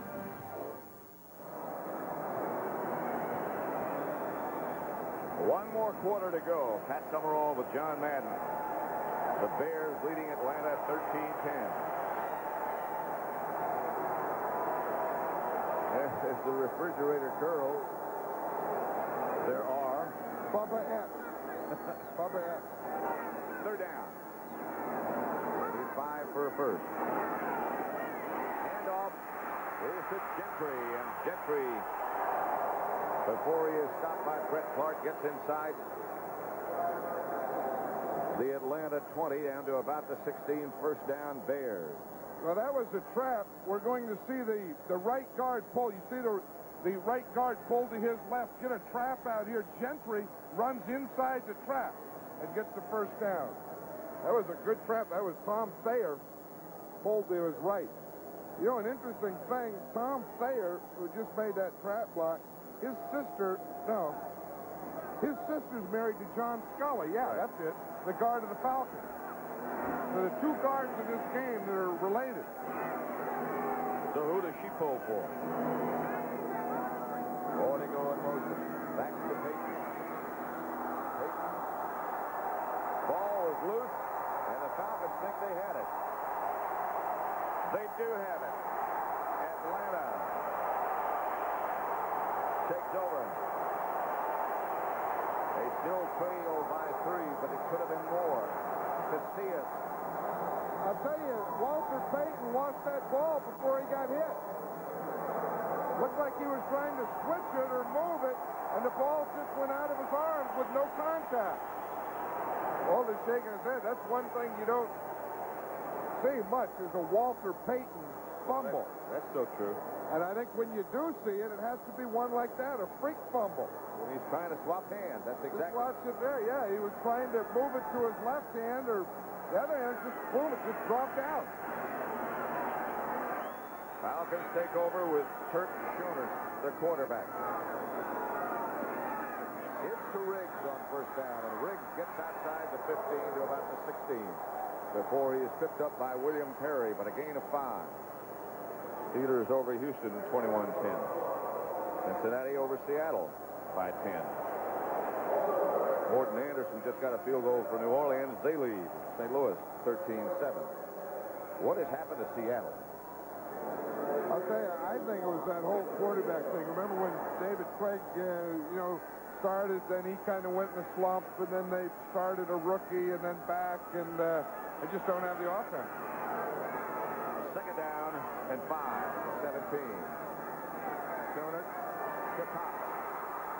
Pass picked off by Richardson. Behind Otis Wilson. Wilson gets a good block, a crushing block, and Richardson gets it back to the Atlanta 16. William Perry also got the good block. I tell you, the Bears used their old Bear defense. They only had 3 guys back. Pensick was up like a linebacker. Watch Richardson. He's the outside guy. He was playing a zone. His guy went short. He waited out there for that ball, and Cox was coming out on a corner, and he ran right into Richardson. So the Bears will take over first and 10 at the Atlanta 17.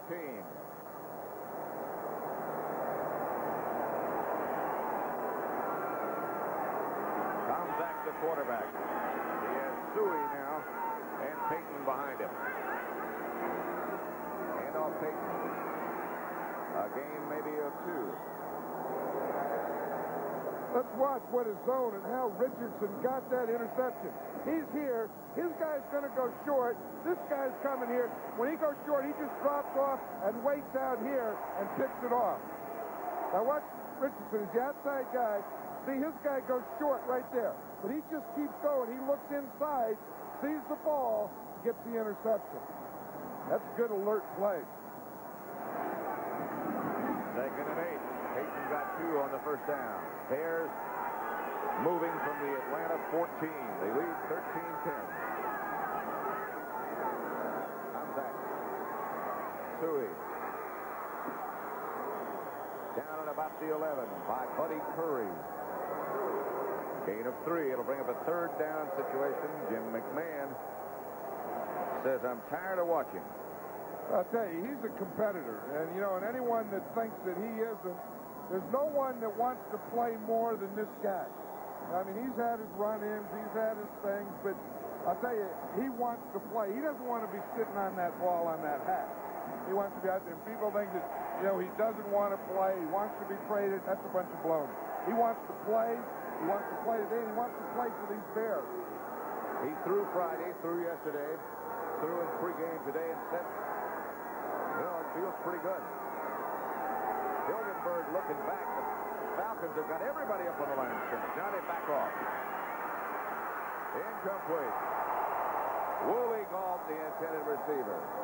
James Britt, number 26, was back with him.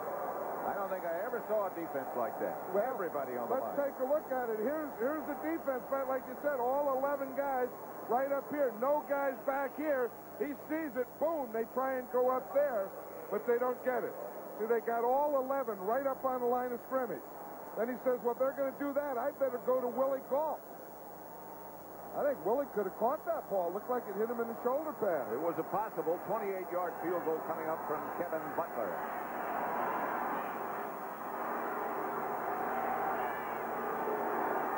Fuller the holder. And Butler is no good. That breaks his streak.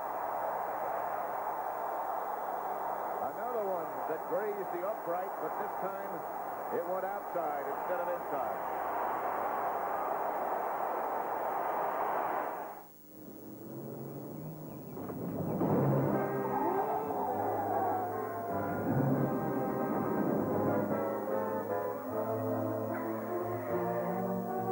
If your present car isn't giving you the traction you need, why not look into the #1 four-wheel drive car in America at your Subaru dealer? Subaru, inexpensive and built to stay that way.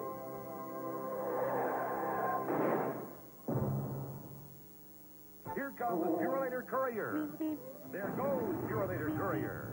The Roadrunner works for Purelator Courier. We run rings around the Coyote Courier. Sending something from city to city? Never fear. Use Purelator Near. Got a cross-country rush? Be a star. Use Purelator Far. For overnight delivery, call the Roadrunner at Purelator Courier. Dial 1-800-BEEP-BEEP. Your package is just a beep-beep away. Man, skiing sure is fun. You run into lots of nice people out there. Yeah, we ran into Corky yesterday. That's for sure. And afterwards, there's nothing like a warm lunch. Well, see. And a cold door light. Light really tastes great. And it's less filling. And us hot doggers don't like to get filled up. Speaking of hot dogs, where's Euchre? You! Great seats, hey, buddy! Hey, where are all the guys? They're missing all the fun! For great taste, there's only one light beer, Miller Lite. The Bears still lead at 13-10. Here is Ditka watching Kevin Butler's missed field goal. I'll tell you, it's tough to coach. You know, when things like that, look, he runs his hand through his hands, gets a couple spit, but the hair stays the same. I'll tell you, that's what you go through, though. You know, you go, you fumble, you're down. You get the ball back, you're happy. You get stopped on 4th down, you're not very happy, but you're happy because you have a field goal. Then you miss the field goal. What makes you take your jacket off and spit? What's supposed to be an easy field goal. Joey Jones split out wide to the right. Schoenert going to work for Jones. Pass is picked off again by Richardson. With blockers in front and room now in front. Richardson laterals to Durison. And Fralick finally makes the stop. Hey, that's tough for Turk Schoenert.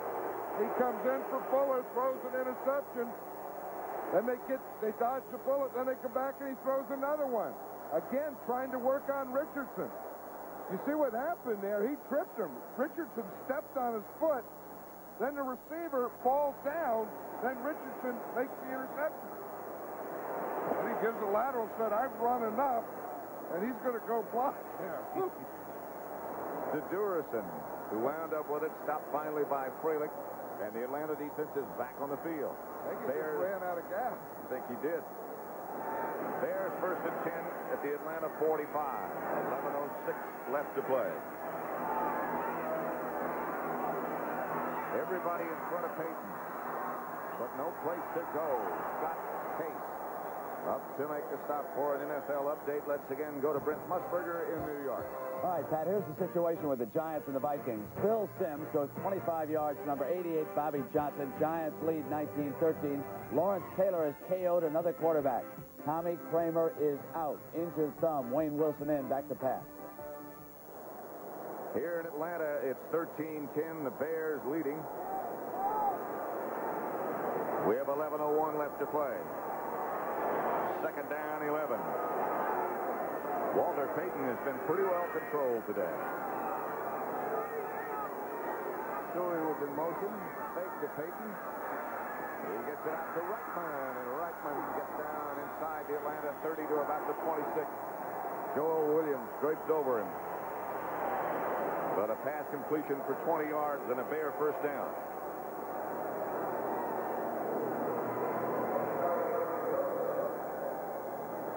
That's the type of thing that Tom Sack does well. You know, that thing where he can run and throw or run and continue to run. That was a bootleg. Reitman came across the field. Tom Sack was rolling out, and he had a lot of options.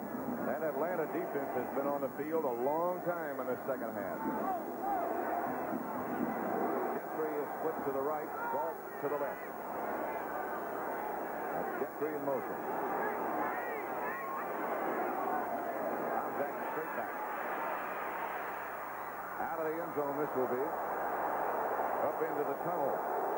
Joel Williams put the pressure on Tomczak. And Tomczak was smart enough to just throw that one away. You know, the toughest thing in this Atlanta Falcon defense is the Falcon offense.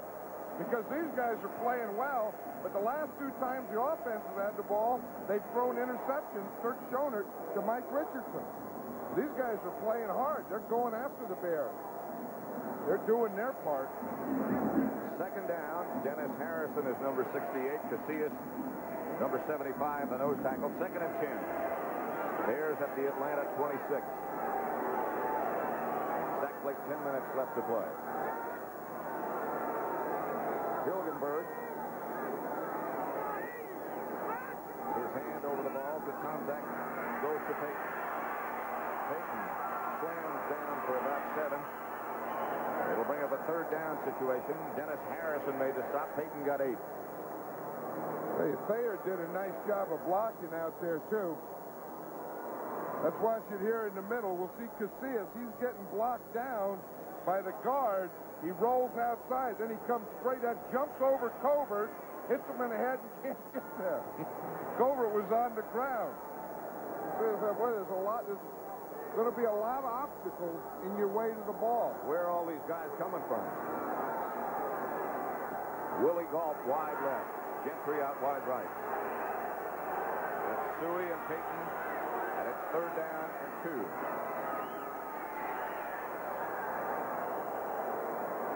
Suey for 3. That should be enough, and it is enough for a Bear first down. Casillas will be on the bottom of the pile. Well, they get a good surge out here on this right side. We see Jay Hilgenberg there. He gets into Casillas. He gets him moving, and then he just runs him right by the thing. Hilgenberg won that one. You know, we were talking to Hilgenberg last night. He says, I like guys that play close to me. And he said, Casillas is going to be a good one. He said, right now, he opens up his chest a little too much. That was right where Hilgenberg stuck his head. This is Galt right down at the bottom of your picture. And Gentry coming in motion. And the handoff is to Peyton. Peyton jams it down to about the 10. Doesn't look like much, but he got 5 yards before Dennis Harrison and Casillas again tripped him up. I tell you, Peyton is an amazing guy that we all know. I mean, he's playing now and doing this with a dislocated big toe. You know, and you have to do so much to run, you know, power and rolling over your toes.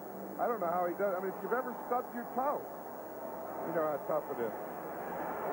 Just tough to push off, plus tough to get any power of any kind.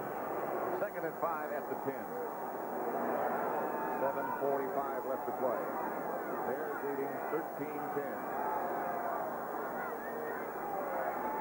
Peyton again. Hit right at the line of scrimmage after a gain of 2 for an NFL update. It's a fumble. They're saying the ball is dead. The Falcons are off with it, but they'll bring it all back. Peyton gained 2. Dennis Harrison knocked the ball loose. We're not convinced yet it's over.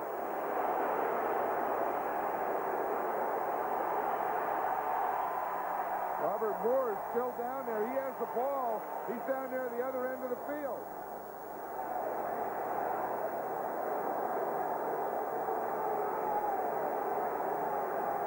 Here's the thing. Peyton goes in there. You'll see Moore right at the top of the screen pick up the ball. You can't see from that angle where it went out. I guess what the officials are saying is the whistle blew before the ball was fumbled. But Moore did pick it up. It was left there. And he's back finally to the defensive huddle. And it makes it 3rd and 3. They're at the Atlanta 8. Field goal would help, but it wouldn't put things away.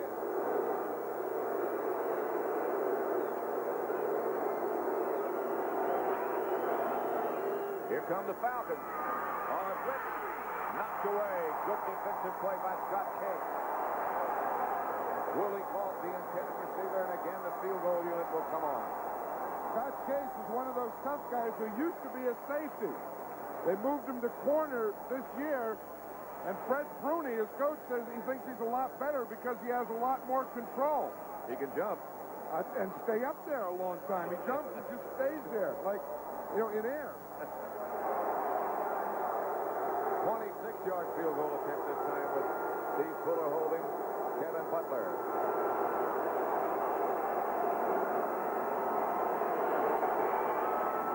Butler lines it left, and it's no good.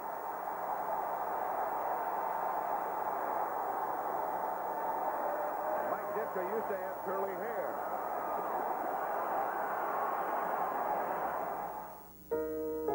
We're not a company. But we recognize potential. We develop it. We use it. We'll make sure that as your responsibility grows, so will you. As your ability for leadership grows, so will you. Working with us, you'll gain self-confidence. Become a person with a future. We're not a company. We're your country. We're the Marines, The Army. the Navy. The Air Force. We're the armed forces. It's a great place to start. Your money, son. But if you want my advice, buy another Subaru. Sure, Dad.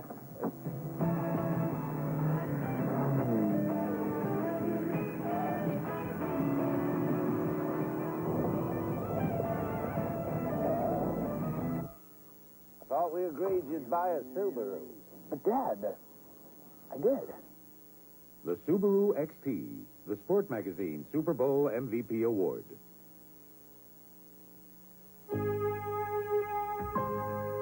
Nowadays, when it comes to telecommunications, there's a great deal of confusion. With so many different products and services available, it's a real problem knowing what's just right for your company. Well, we have a way to end that confusion and solve those problems.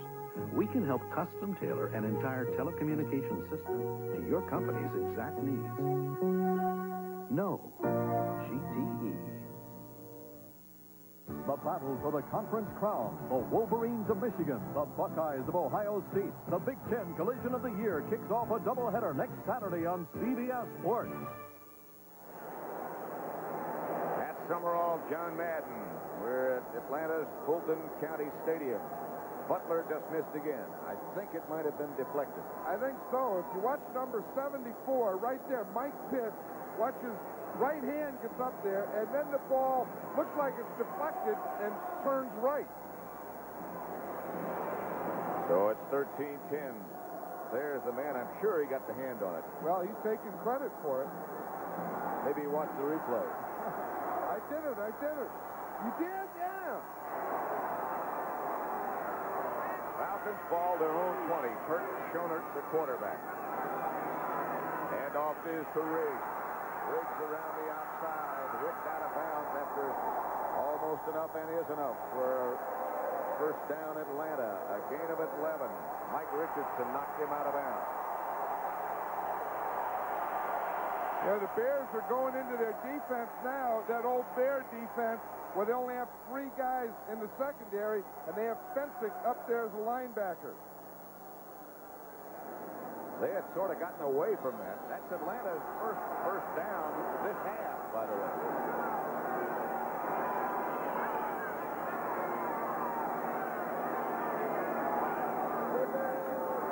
They fake a reverse. Riggs is down, finally gets up. He fell down, faking the result, the reverse. The result was poor. I don't know if that was supposed to be a fake reverse or if it was supposed to be a reverse and Riggs just fell down. That's what I think happened. He faked to Floyd Dixon. How about that score? 8-7. Philadelphia just got a field goal from McFadden. New Orleans over St. Louis. If they win that, they'll be 6-5, and the first time they've had that good a record maybe ever. 2nd and 13. Kurt Schonert replacing the injured Archer. Flag's down. Schonert not down yet. Now he is. Dent, McMichael, and Wilson. 5 sacks by the Bears.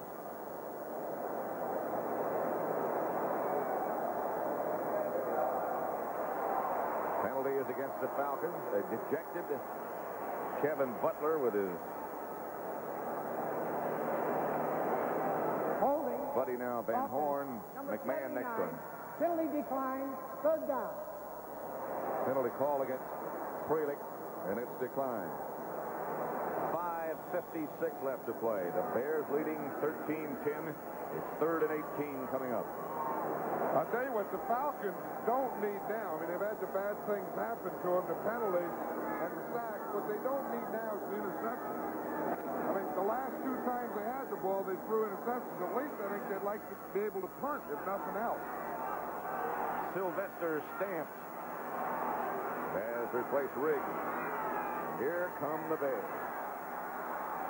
Schoner gets it out to Brown. Some breathing room, not enough for a first down. A gain of 13. Wilbur Marshall made the stop on Charlie Brown. You know, it's tough for a backup quarterback like a Kurt Schoner to come in. Dave Archer gets hurt. Archer got all the work during the week. Schoner, of course, gets none, and then he has to come in against the Bears and put things together. It's tough, but that's what backup quarterbacks have to do. Takes a special temperament, don't you think? I always liked the veteran that was a starter at one time. I mean, the best I ever had was George Blanda. I mean, there's no one, I don't think, has ever been a better backup than George. Donnelly's kick is a good one.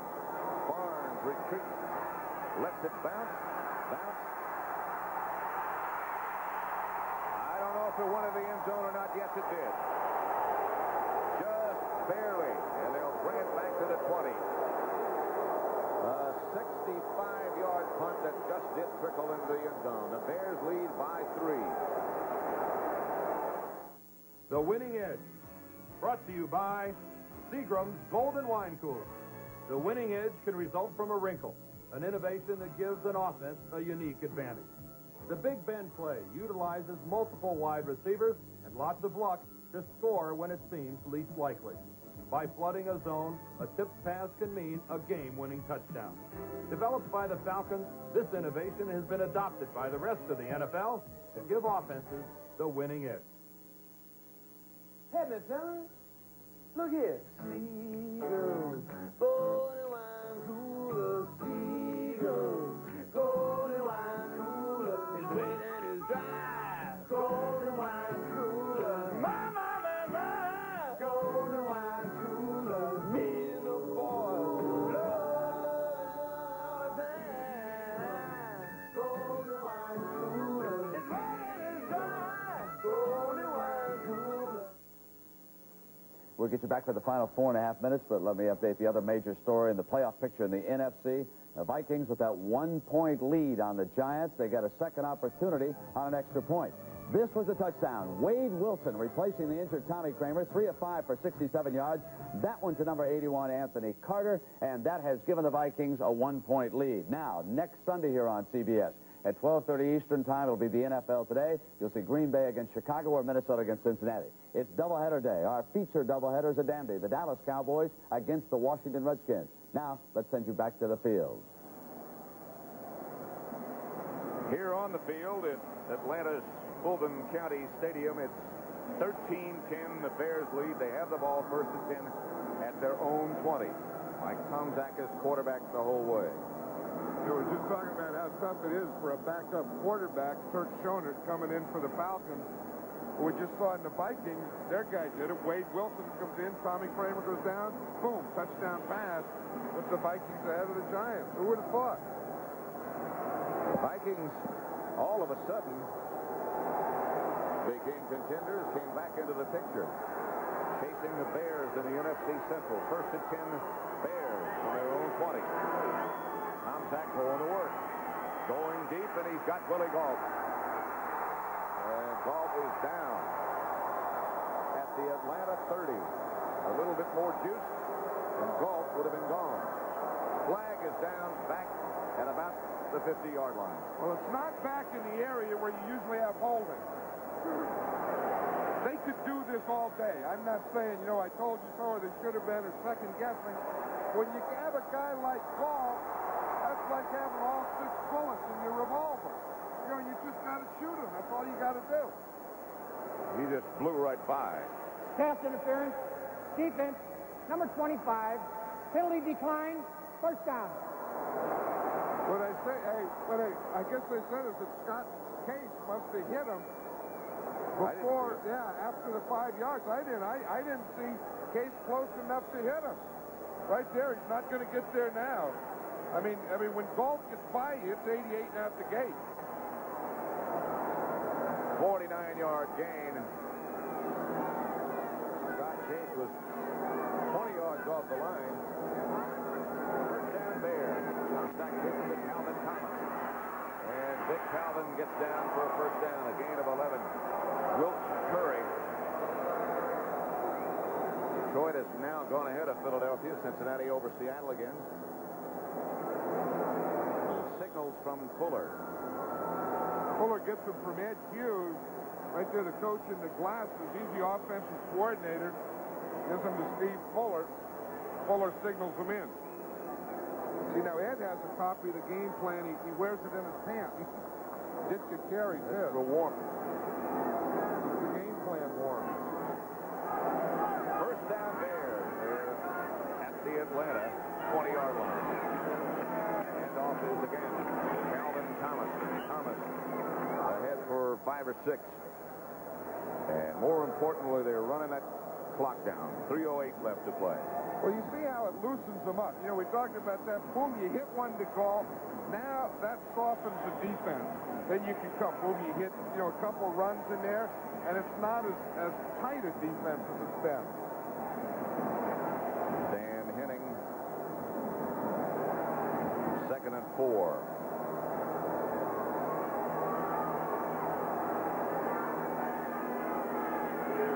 Bears just trying to chew up that clock and maybe get some more points on the board. 2nd down. There's the Atlanta 14. The handoff is again to Calvin Thomas. And again, 235 pounds surge ahead for a gain of 5. Robert Moore finally made the stop. Marion Campbell looking on. They'll run it down to the 2-minute warning. Well, one thing about Tom Sack that he did is he made some big plays when they had to. He gave the big one to Emery Moorhead, the big one now just to Willie Galt, which is going to let him run out the clock. So he didn't have those real good numbers, but he had a couple of big plays. Mike Ditka would like to converse with him, and he summons the whole offensive unit over. Bears lead by 3 with 2 minutes to go. Most PCs aren't used to their full potential, which means people's full potential goes unused too. But with the new Linear Network, you can take your people and their PCs out from under wraps. Because with the Linear Network, PCs can share information and equipment. So Bill can get spreadsheets from Tom, and Bob can use Gene's printer. Get the new Linear Network, because if your PCs aren't doing all they can, neither is your office. Linear. We're easy to use. Dear McDonald's, my mother makes a hamburger just like your McDLT with cheese, onions, pickles, mustard, ketchup, mayo, the works. You know what we call it? Fantastico. How come you call yours McDLT? Sincerely, Alex Lopez. Good question, Alex. So just for you, call it the hot side hot, cool side cool. Every delicious thing you could want on a hamburger. Or just call it McDLT, the one with the works. You always hurt the one you love. People have a love-hate relationship with their cars. They love them, but they don't always treat them right.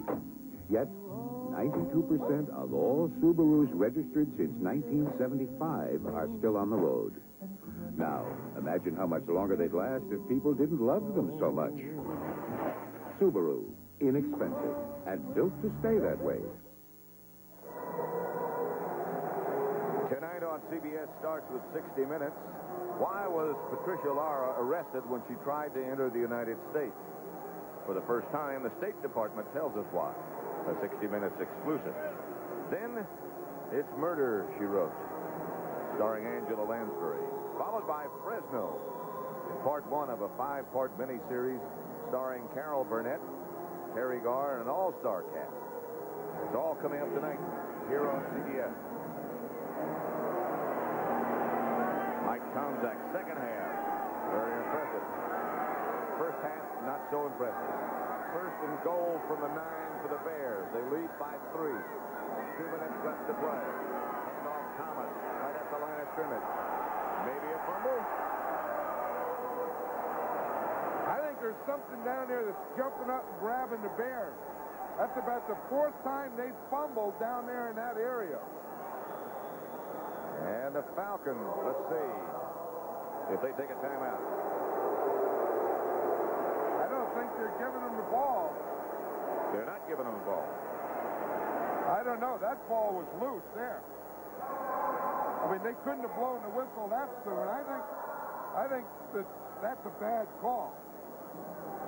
I think maybe Emery Moorhead might have gotten it back for the Bears. It's hard to tell from where we saw. Oh, well, then it's okay. But, I mean, he did fumble it before there was any whistle. That's a freezer, a refrigerator, and whatever other appliance. It's a room full.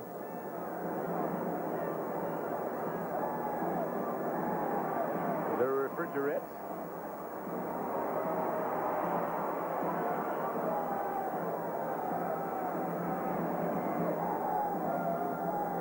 Today begins it all next Sunday. Check your local listings. Green Bay against Chicago is the feature game number 1, that long-time rivalry, and then not quite as long, but just as fierce.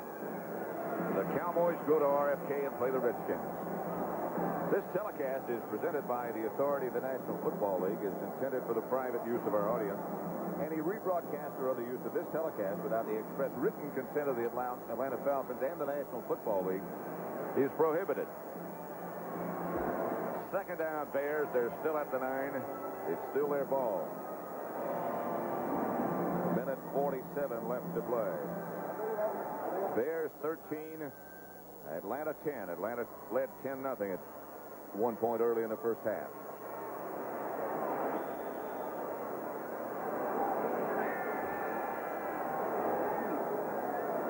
Mike Ditka, Jim McMahon, Eddie Hughes, and the cast. Mike Tomczak as quarterback of the Bears all way. Second down. Handoff Peyton. Peyton bounces to the outside, and there's a flag on the play. Peyton lost the ball. Got into the end zone. The Bears signaling touchdown. The official signaled touchdown. But did Walter have the ball? I don't know what's happening there. They're calling a penalty against the Bears.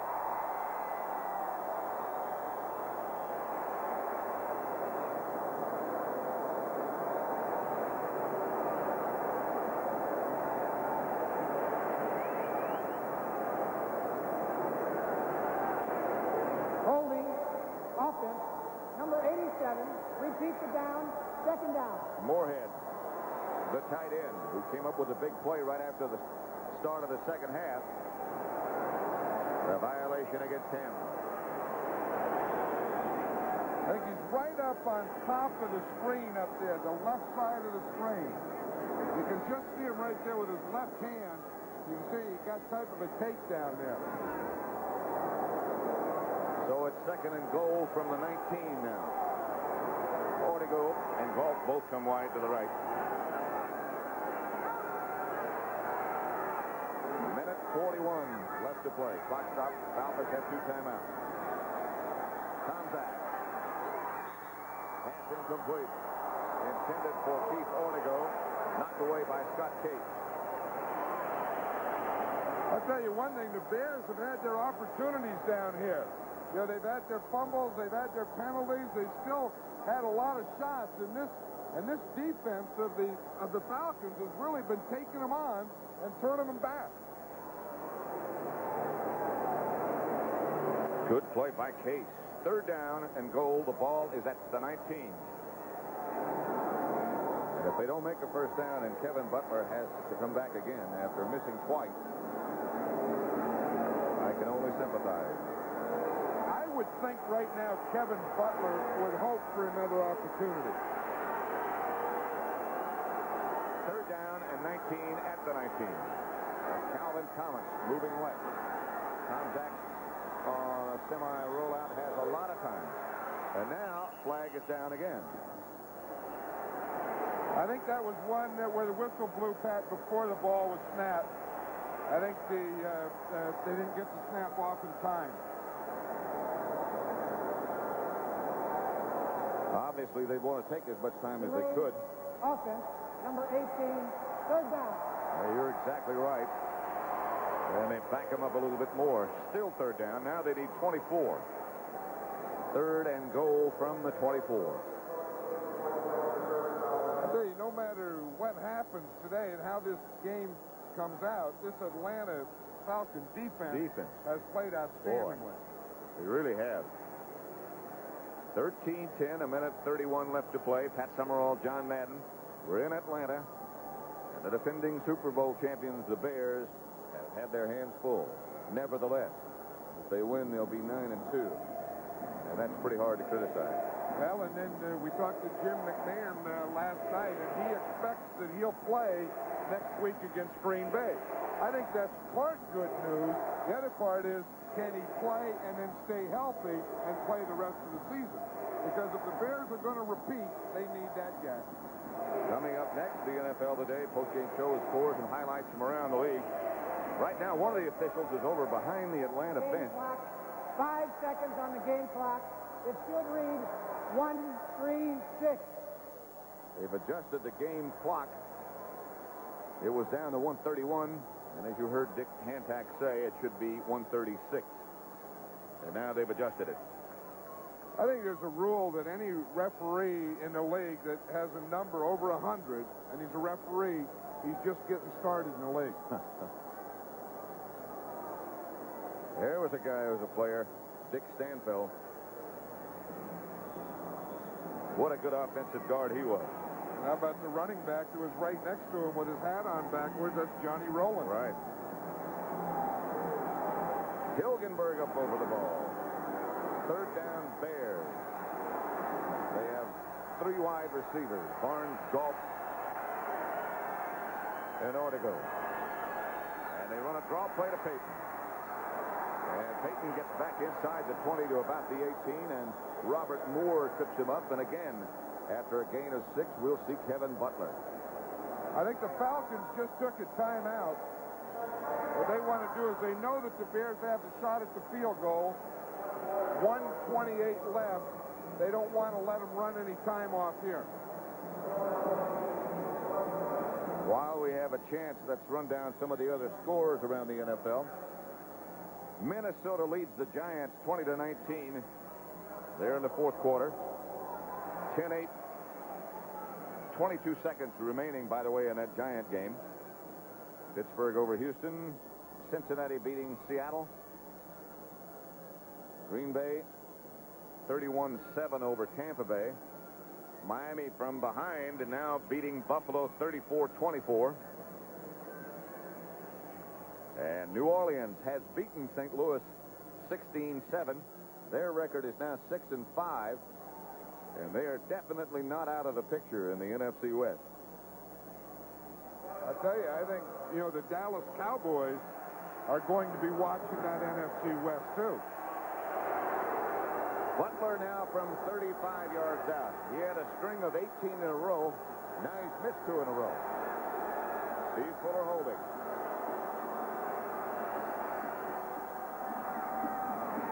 No.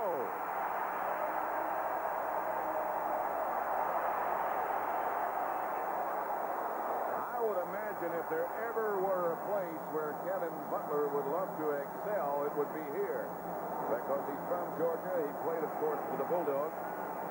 And he's missed 3 straight.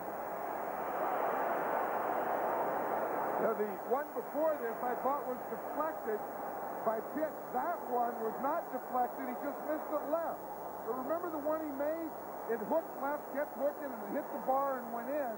That one there just hooked and went left. Dick is saying, you're just hooking him too much. That's what coaches say. We don't know anything about cooking. We just say you're hooking them. If you hook it too much, too many times, you find another suit. There's Schoenert outside.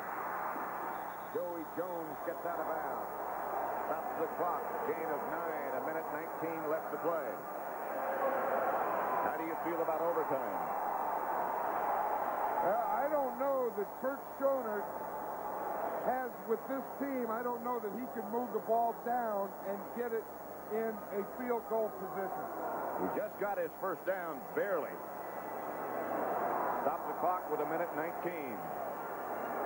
Atlanta has one timeout remaining. And I think the Bears have to show why they're the best defense in the league right now. Schoenert, the quarterback. Had some time intended for Wisenhunt, I think. Incomplete, out of bounds. Used only 4 seconds. I'll tell you, Schoenert got rid of that ball, but he really takes a jolt into a somersault here at the end. Watch Hampton up on top. Did you see him throw Brett Miller again? Yes. That's an amazing display of strength. I've never seen anything like that. I mean, that's like just picking a guy up. Brett Miller's a 300-pound guy.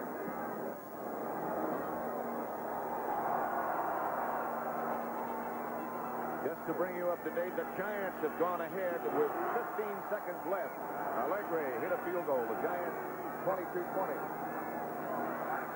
Here's Schoenert. Hit just as he let it go. Another 4 seconds off the clock. McMichael put the pressure on, and Schoenert is slow getting up. Wisenhunt would be the other quarterback if Schoenert is hurt. Archer's already out with a separated shoulder.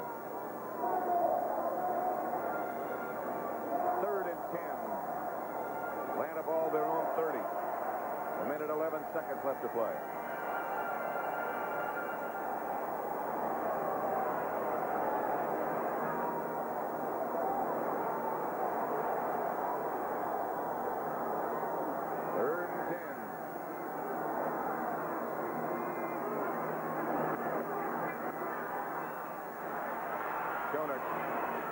Picked off by Duerson. Just at the sideline. The interception by Dave Duerson. The 3rd in this half by the Bears. I think that's the reason that the Chicago Bears are champions. I think that's why their defense is this defense. When you need to play, they're going to come up with it. Duerson started in the first half making all the plays. Now watch, he comes underneath. How do you fix it? He read that thing, got a jump on it, wasn't even in the picture. Boom, comes flying through and picks off the ball. Pass was intended for Dixon, who thought he was open, and so did Schoenert. And Duerson came, as you said, from nowhere to pick it off. So the Bears will improve their record to 9-2. It looks like Minnesota now will lose to the Giants. So the lead is more comfortable even. This is the old prevent offense where the quarterback just goes down, but they have Willie Galt, their fast guy, deep. See, Willie Galt stays back there so that if you fumble and they pick up the ball, he'll run them down. But will he tackle? Will he tackle him? I was going to say. We'll let the clock run now. Atlanta has one timeout remaining. Their record then will drop to 5-1. Post-game show coming up with all the scores and highlights, and there are a bunch.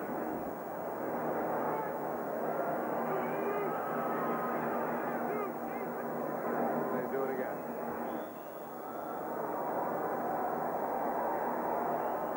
That should be the last play they'd have to run. Dejected Kirk Schoenert, the refrigerator, and his buddy McMahon and Mike Ditka have to be happy to get out of here with one in the W column.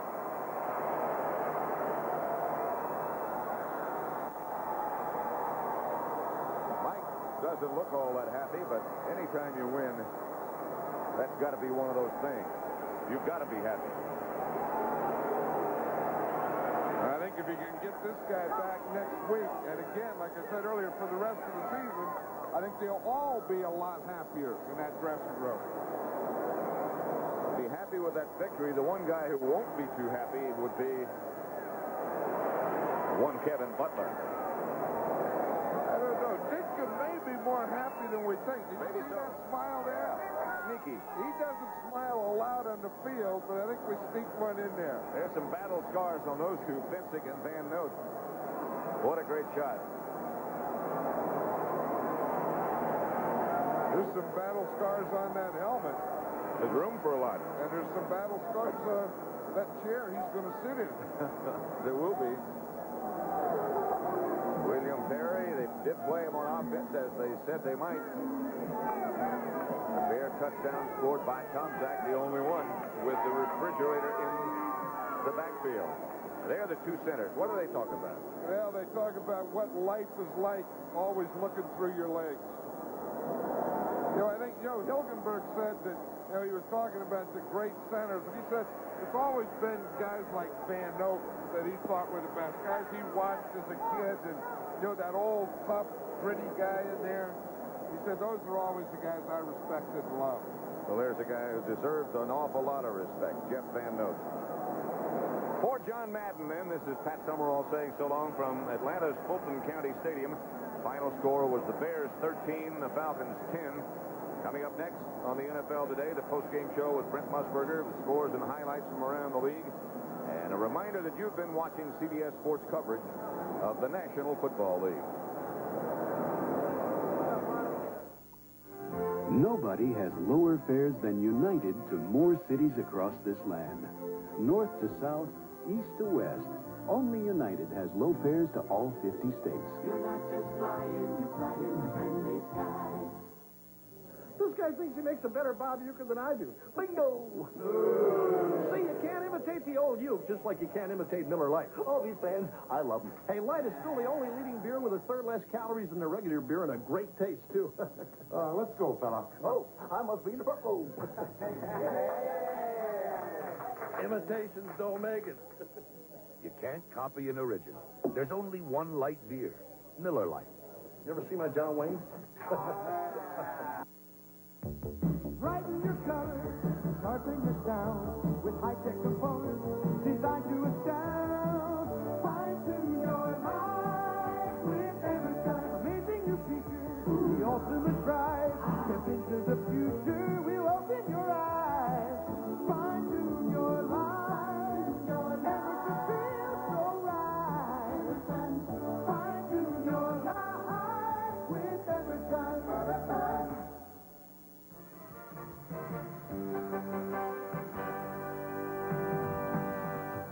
A minute 25 left in Philadelphia. Detroit and Philadelphia. The Eagles lead 11-10.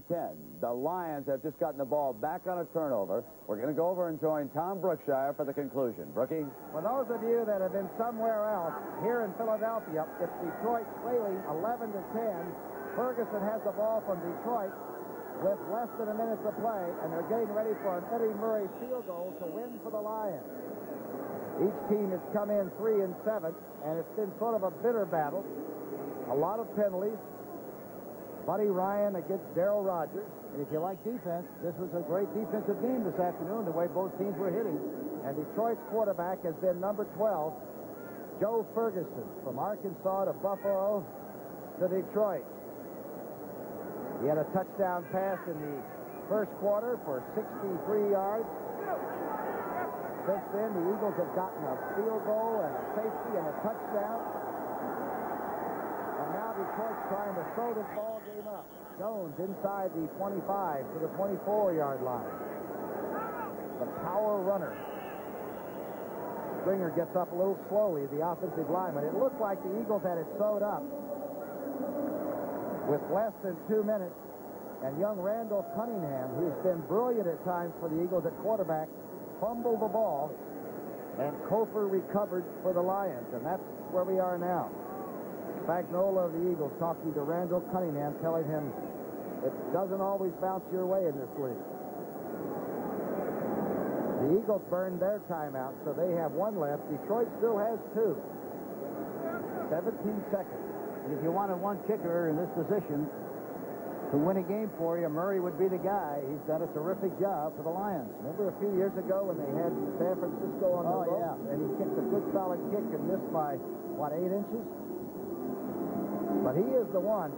You mentioned 2 or 3 guys. You probably mentioned Anderson down at New Orleans, Murray, Luckhurst is having a little bit of a tough time right now. McFadden is a good kicker right here. Yes, he is. But there's a lot of great kickers in the league. It's amazing how many great kickers there really are. And they can go from team to team.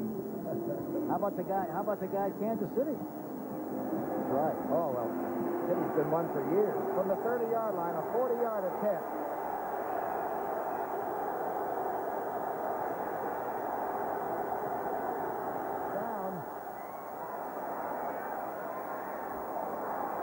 Detroit has put it on there. It's 13-11. Is win number 4. It was a defensive rush against Buddy Ryan today. The Lions turned in 10 sacks for Coach Darryl Rogers, and that was the key, as the Lions are going to pull one out of the hat against Philadelphia. And when we come back, we'll have more scores and highlights coming your way on the NFL Today postgame show, sponsored by Miller Lite, in a moment.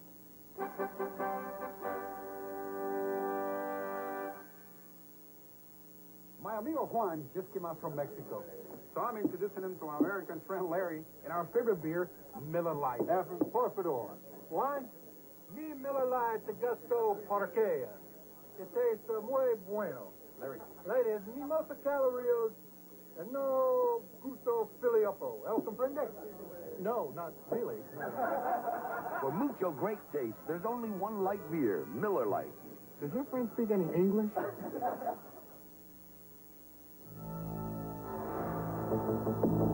Before you decide on which German luxury sedan best suits you, just remember, the Audi runs in only the best of circles. If you want performance and handling in a German luxury sedan,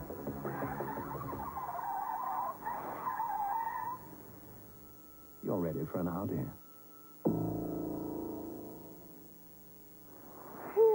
Working on a tan is torture. How do I bear it? With a Sun Country wine cooler, naturally. Sun Country is the best tasting blend of premium wine and real fruit juice I've ever had. So while the heat's burning me up, the sun's cooling me down. Sun Country. Say, give me the real juice cooler. So pick up a cold, refreshing Sun Country, because it can cool off even the hottest bodies on the beach.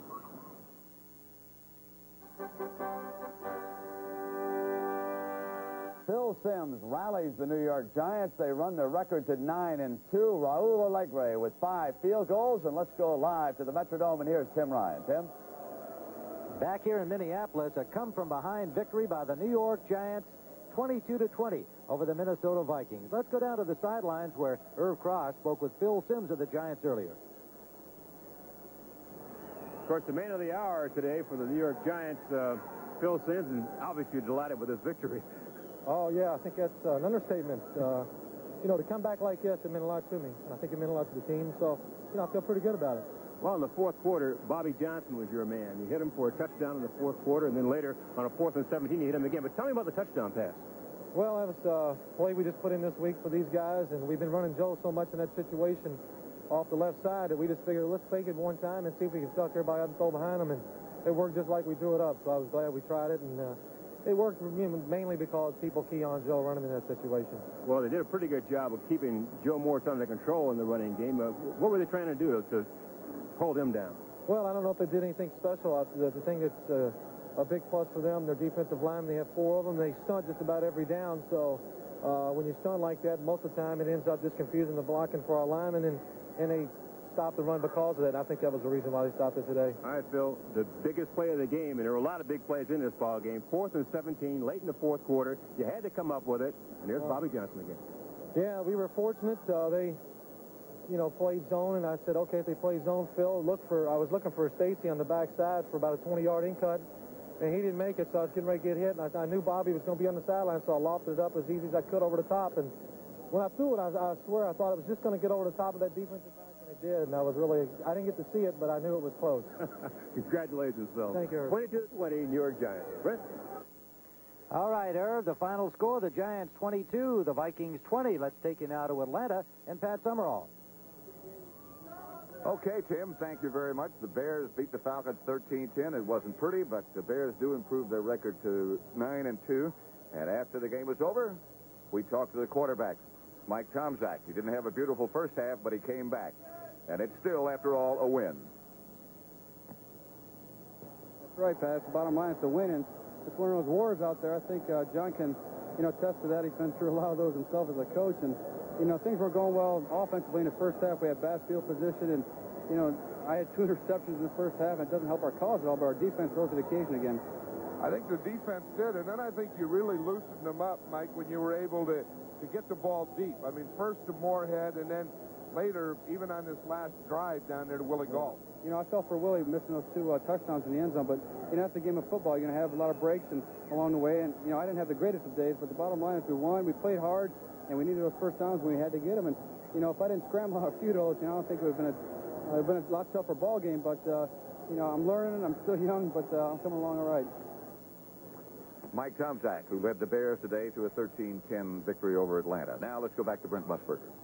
All right, Pat, and the NFL Today post-game show, sponsored by Miller Lite, continues in a moment.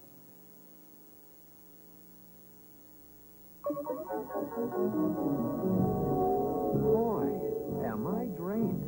I'm almost ready to burn out in this soft white light bulb. But if I were in the Sylvania soft white bulb, I'd last 5% longer. Why, in their 60-watt alone, I'd have 50 more shining hours. So get Sylvania's soft white light bulb and get the most out of me. Ask for Sylvania, where the best comes to light.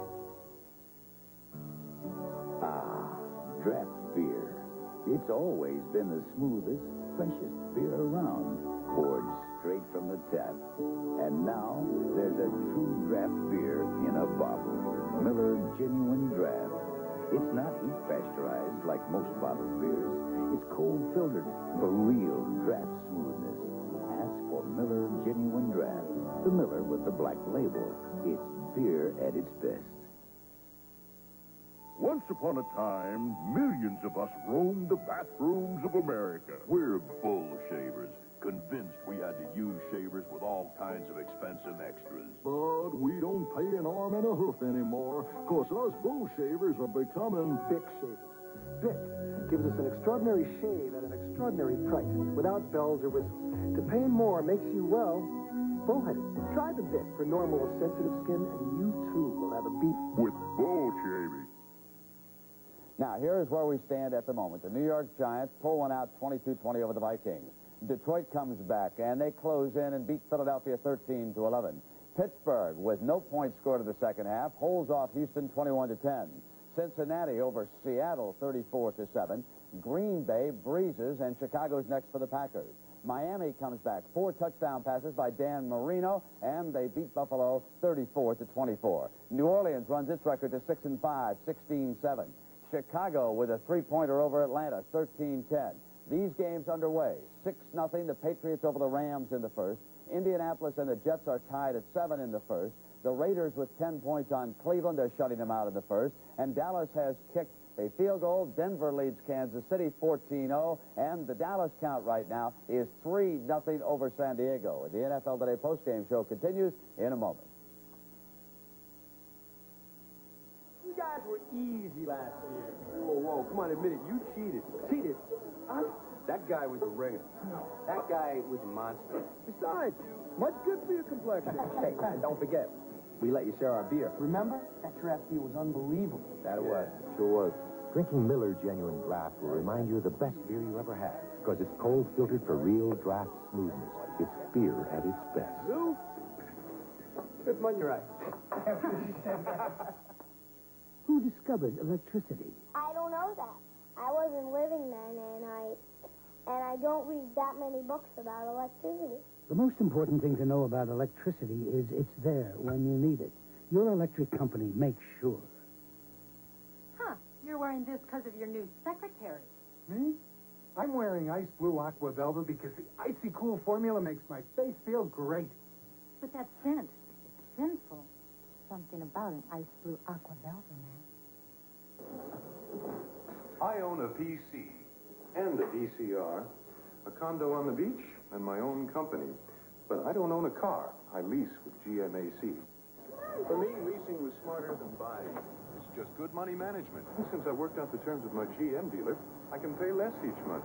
It was easy. Now I've got the new car I want, and leasing frees up my money for other things. GMAC Leasing, only at your GM dealer. For you, it just might be smarter than buying. Well, next Saturday here on CBS at noon, it'll be the showdown in the Big Ten, Michigan against Ohio State. Yesterday, the Ohio State tailback, Vince Workman, had a sensational afternoon. Jimmy the Greek, what about the Buckeyes and the Wolverines next Saturday in Columbus, Ohio? I'll let you take your choice for even. Now, Dan Deerdorf, a former Wolverine, remembers how this one unfolded in Ann Arbor. It was first down, and Schembechler went the long way. What about this Wolverine team, Danny? How will they respond after being beaten by Minnesota? Well, I think that they know that it's a Rose Bowl that's on the line, and I don't make a big deal about playing in Columbus. I think there's so much emotion in that game. I don't think playing in Columbus means a thing to the Michigan team. 100,000 people there rooting for you. They see 100,000 people every week. That's no big deal, Greek. And following the Michigan-Ohio State game, it'll be Arizona State, Arizona State already headed for the Rose Bowl. Now, yesterday, the college viewer vote. Do you favor a one-game playoff for a national championship? Overwhelmingly, 93% said yes. And guess what, folks? If Penn State can beat Pittsburgh, you'll get it. The Fiesta Bowl is going to switch to January 2nd, and they'll play the Hurricanes in Miami. I'm Brent Musburger, and Jimmy the Greek, as we take a look now at some of the status around the NFC, you still feel today that the Giants can overhaul the Bears? That was a big game for them today, Brent. They will do it. Without McMahon, the Bears are not a good ball club. They're just an average club, and they proved it again today. All right, Jimmy. Thank you very much, Dan Deerdorf. That wraps it up from the NFL today. For all our gang, I'm Brent Musburger. So long, everybody. The NFL Today post-game show has been sponsored by Miller Lite, proud sponsor of NFL Lineman of the Year. There's only one light beer, Miller Lite.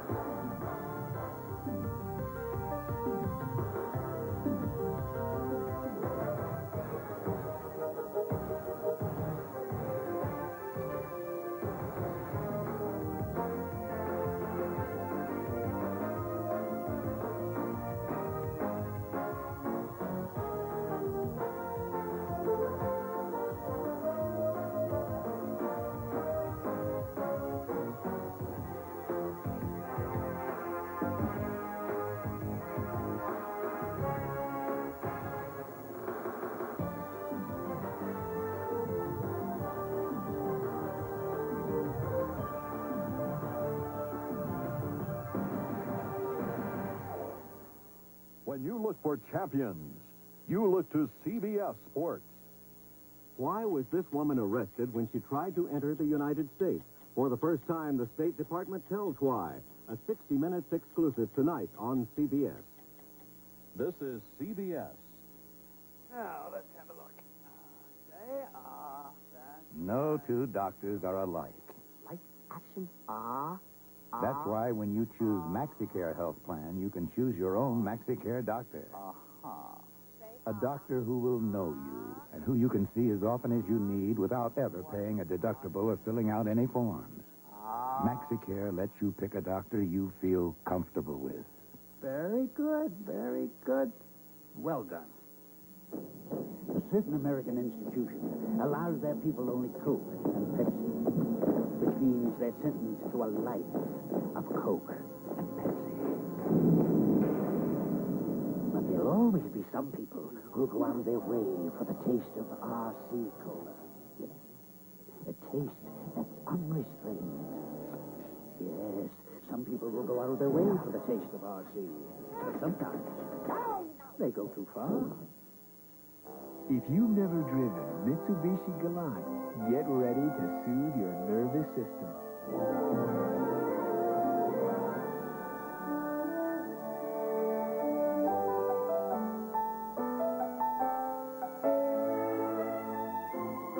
Mitsubishi Galant, patiently crafted to keep an impatient world at a comfortable distance. Mitsubishi. In Paris, you can tell how impressive a bank is by the magnificence of its entranceway. In Amsterdam, by the rank of imposing guards posted by the doors. And in London, by the looming grandeur of its facade. So how do you distinguish the best business bank in Chicago? The impressive columns. The Exchange National Bank. You are about to come face to face with something extraordinary. American Airlines Fall Super Savers. Incredibly low fares to over 90 cities in the continental United States. Discounts up to 70%. And prices as low as $39 to $169. American Airlines Fall Super Savers. Call today because space is going fast. Dear American Airlines, something special in the air. Monday on First Edition, an actress who writes children's books, Susanna York, and all the day's news.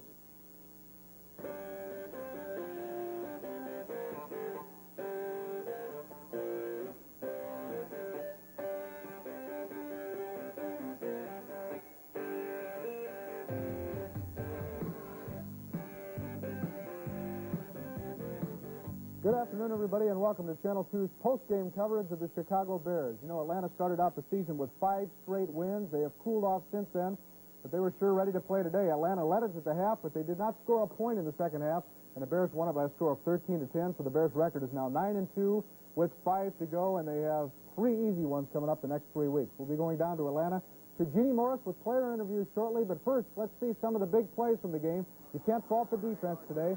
It played like it usually does. Here the Bears blitz early in the game. Dave Duerson led the charge in there, and Dave Archer went down. And he spent a lot of time down as number 99, Dan Hampton, would get to him on that play right there. But Atlanta was able to run the ball.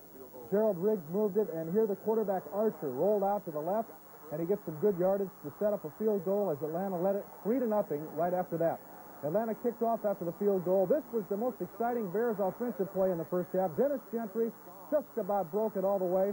Gentry speeds to the 4-yard line, and how would you like to have been the guy that had to tell him that it doesn't count? An illegal block. Mike Tomczak had a terrible first half, missing targets here. Reggie Wilkes gets the interception for the Atlanta defense. Atlanta drove again then in the first half, but the defense knocked him back, and this knocked Archer out of the game with a separated shoulder. Richard Dent with a big hit right there. Atlanta's defense would get some points on the board, though. Tomczak from his own end zone lets go of it, and Joel Williams rips it off and jogs into the end zone for a touchdown. It was 10-0 Atlanta. The Bears got on the scoreboard right before half then. Mike Tomczak back to pass under a lot of pressure. Watch him get out of that jam. He scrambles, and he is inside the 20-yard line right there, and that set it up for Kevin Butler. Butler came on from 32 yards out, and he hit his 17th straight field goal, 10-3 at half. Then, just 3 plays into the second half, here come the Bears. Tomczak drops the pass, and watch him put this one right to Emery Moorhead, cutting across the middle. Moorhead then cuts back the other direction, and it looked like he might go all the way. He is finally dragged down at about the 1-yard line, but 85 yards on the play, the longest NFL pass play this season.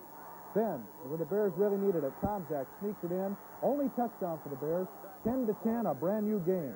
Then, not long after that, Tomczak still throwing. It's Willie Galt to get open this time. Tomczak had a lot of time. Galt makes the catch right there, and the pass is on the money to the 35. Kevin Butler came out again, and he got a break on this one. It hits the upright, but it falls through. 18 in a row for Butler, and it's 13-10 Bears. The teams traded turnovers. Peyton fumbled. Mike Richardson got an interception. Kevin Butler missed a field goal, and here Richardson gets another interception. Number 27 with the ball, and I guess he was tired from running the other one back, so watch what he does. He cuts back the other direction and says, here, you take it, 22. He flips it to Dave Duerson, and Duerson takes it back a little bit farther for the Bears. Kevin Butler missed 3 field goals in a row that would have put the game away. Here's one that he hooked to the left. In fact, that's what his problem was today. That would have put the game away, but then with less than a minute to go, the Bears finally did put the Atlanta Falcons away as they came up with another interception. Kirk Schonert, who had a rough afternoon in the second half, came back to pass. He fired it out. Dave Duerson got it right there, and then the Bears run out the clock. 13-10, the final down in Atlanta this afternoon. All right, Jeannie Morris is standing by down in Atlanta right now, and let's go down to her and Hear what she has to say. Jeannie? Oh, well, hear what I have to say. I think like all the other people watching this game today, we felt pretty beat up, but not as beat up as Emory Moorhead and some of the people that were out there feel, particularly on offense, Emory. It was a struggle. Well, it was a tough game, and we didn't really capitalize on opportunities we had, particularly the second half. The first half, we just got outplayed very badly. We only had 4 first downs, and I think they all came in the last drive before the half. So we really created a monster, let them get in the game. And, you know, we were finally able to win the game at the end. But I think, you know, the positive thing is that we won the game, we played hard, and we came away on the road with the victory. One of the most positive things, your tremendous reception and runs, 85 yards. I think, that it was the longest in the NFL this week. Want to describe it for us? Well, this season, I'm sorry. Yes, it was a seam pass, and what happened, we were lined up with 2 receivers on our left, and I was the only receiver on the right, and then Walter Payton went in motion, and the cornerback went with Walter Payton. I think they broke coverage because when I popped through, we run the seam from so many, double seam, we call it. Everybody's running goes, and we run it from so many formations, but nobody covered the tight end, and I was able to make the catch, and I tried to get it all the way down to the end zone with some help from Keith Ortega, and just left it a little short.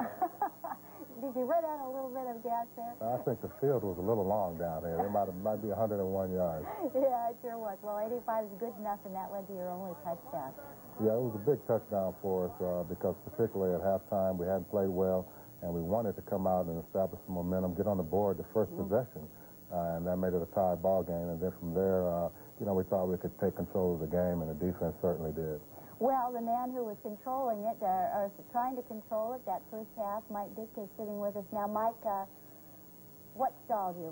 A great defense on their part, or? No, I think if you watch, and I think we'll see in the films, and Emory hit it right on the button, this is lack of execution. We had everybody in the first 3 routes we threw downfield were wide open. Mike did not throw the ball well. He overthrew Emory on the one that was intercepted early by number 51, and you know, it just wasn't a good start for him because the plays were there. And, you know, I thought about changing them after the second interception. I said, that's silly to do, and why do it? So I just felt that, you know, we would come back as a team and play better. But it kind of threw us out of sync the first half. They had the ball for almost 9 minutes on the first drive, and then we go 3 plays and get out of it, and then we get it back for 3 more plays. We don't make a first down midway through the second quarter. And then you got to say, hey, wait a second, we better go back to doing some basic things and just try to control this game. I felt they weren't going to beat up our defense. I really did. And they didn't. Well, you stuck not only with your quarterback, but it seemed to me you stuck with your game plan in the second half as well. We tried to do some things on them, and there were some good things. You know, like I say, but when you break down execution, I thought a couple passes could have been caught. I thought we shouldn't have fumbled. I thought we should have made some kicks. But, you know, I'm not blaming anybody. It just happened. Yeah. But it is a game of execution. Let's not fool ourselves. There's no genius involved. You know, we had a good game plan. We understood what we wanted to do. And I thought we had a good practice all week. But when you don't execute, it doesn't matter. 2 invisible men for a while there, and really most of the game, Willie Gault and Walter Payton.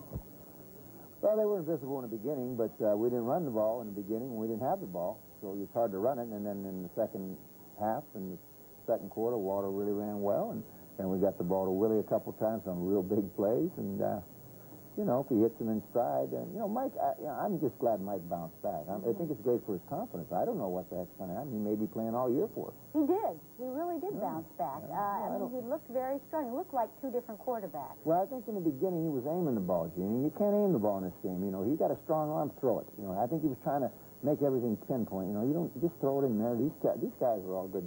They'll catch the ball. Well, you had Perry in there at least to follow Tom Jack on the... Well, I had him in there, and I was going to use him to run the ball and block and to do some other things. But where Emory got the ball to, there's no point messing around. Just get it in the end zone. Tell me one thing, Mike. What does this game, a game that was a struggle like this, mean to you down the line? Well, you know what it means is what Emory told you. It means our 9th victory of the year in 11 games, and that's significant.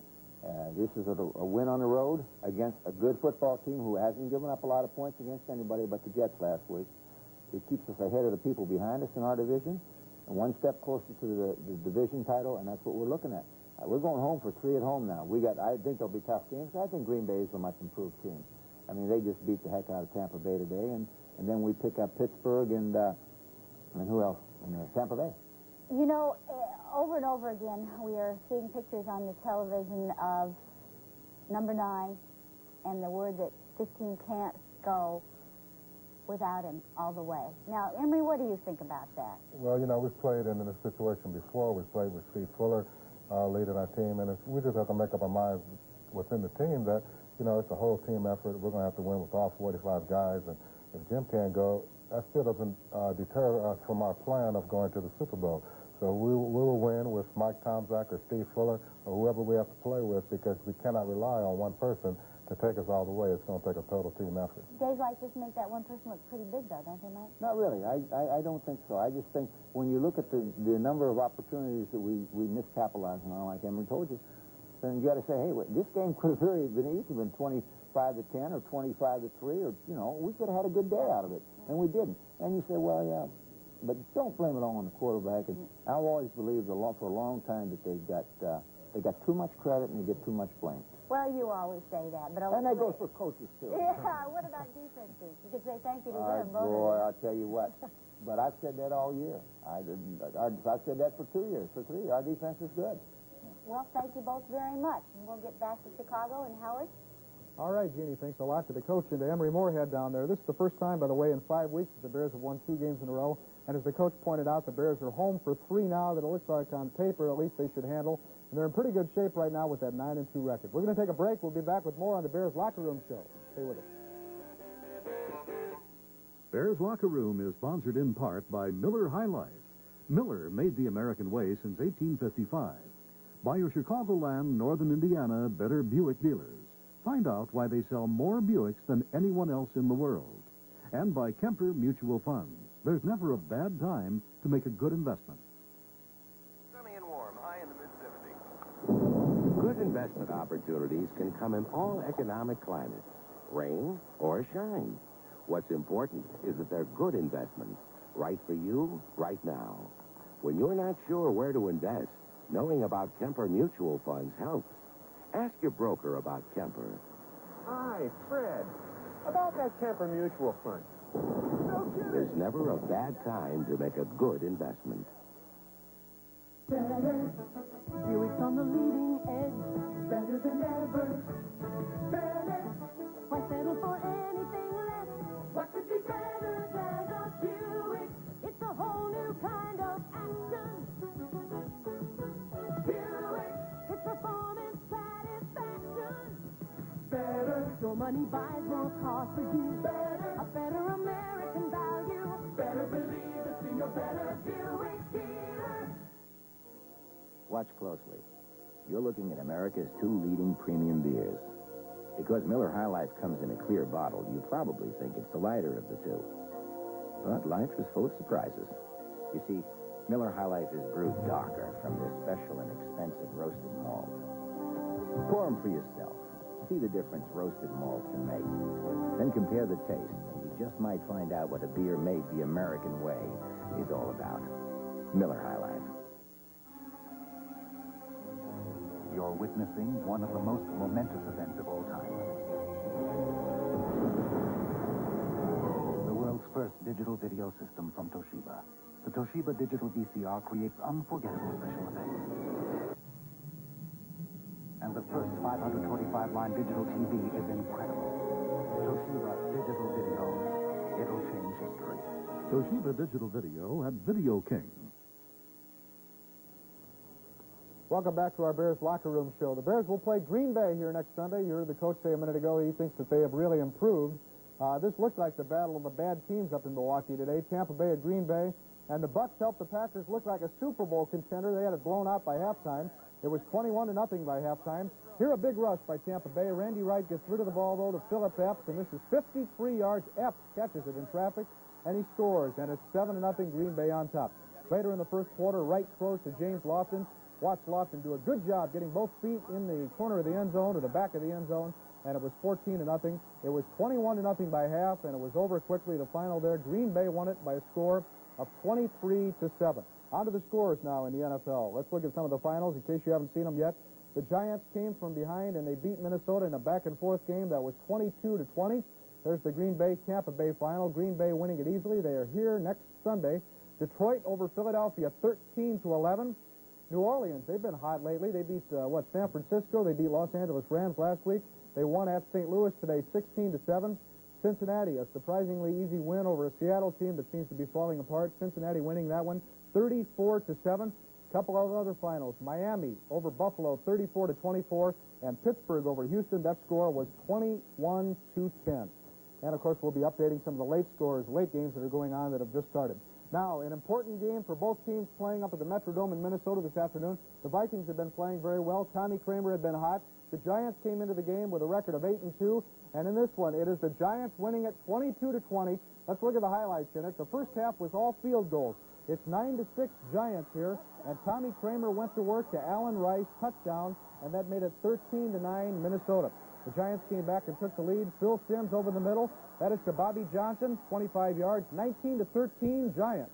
Tommy Kramer got hurt and had to come out, but look what his replacement did. Wade Wilson came on and threw it 35 yards to Anthony Carter for the touchdown, 20-19 Vikings, and it winds up 22-20 as Raul Alegre hit a 34-yard field goal with only 12 seconds to go, and the Giants are now 9-2 on the year. The Giants, one of the teams trying to keep the record up there, as they would hope to knock the Bears out of a home field advantage. Both the Giants and the Bears at 9-2 right now. And Philadelphia this afternoon, Buddy Ryan's team played host to the Lions. The Eagles and Detroit came into the game with identical 3-7 records. The Lions came up winning it with a late field goal. Low-scoring game. It's all defense. Let's take a look and see how it went this afternoon. First quarter, Detroit goes on top. It is Joe Ferguson to Jeff Chadwick, 72 yards for a touchdown. Chadwick is gone, and it is 7-0 Detroit on top. Into the fourth then, the Eagles took an 11-10 lead. A minute 45 to go. The scrambling quarterback of the Eagles, Randall Cunningham, lost the ball there, and Detroit picked it up on the 42-yard line, and that set the stage for Eddie Murray. 40 yards, Murray knocks it in, and there was the field goal that won the game by a score of 13-11. Detroit winning over Philadelphia this afternoon. The record now goes to 4-7. In the AFC this afternoon, the Seattle Seahawks and Cincinnati Bengals have been slumping lately. Something had to give today because they played each other. At Riverfront Stadium in Cincinnati, Cincinnati had a 10-point lead right here when Seattle cut that gap.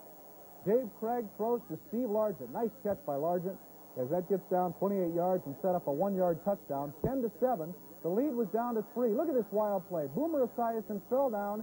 He had Seahawks all over him. He rolls out. He finally gets rid of the ball and finds Chris Collinsworth, 37 yards down to the 6, setting up a touchdown. And that right there made it 17-7 Bengals, and it was no contest after that as it went on, and they won it easily by a final score of 34-7. Now let's check out some of the games that have just started in the NFL. The Dallas Cowboys are pretty banged up, and just when their offense was really getting powerful, Walker Dorsett and Danny White hurt. Dallas today playing San Diego, and they're looking pretty good so far. They're off to a 10-0 lead. This was their early touchdown as Steve Pelluer threw it, and it is 68 yards. It really didn't matter if Mike Sherrard caught that or not. He got the touchdown because he caught it, but it would have been pass interference. He scored there to make it 7-0, and Dallas is now on top of San Diego. San Diego in bad shape this year, having a rough year. That score is 10-0 right there. All right, let's look at some of the other late games right now that are going on. 10-0 in the Dallas game, as I said. The Rams and New England playing this afternoon. New England over the Rams, 13-7. That is in the first quarter. And I want to mention that touchdown for the Rams right there was thrown by their rookie quarterback, Jim Everett. Everybody's been wondering when Jim Everett was going to come on because the Rams don't have much of an offense and they've had quarterback problems. Everett comes on, and in his second NFL pass, he throws a touchdown. New England over the Rams. That is 13-7. That is in the first quarter, early in the game. Denver all over Kansas City, 21-0. That also in the first quarter. Some of the other games.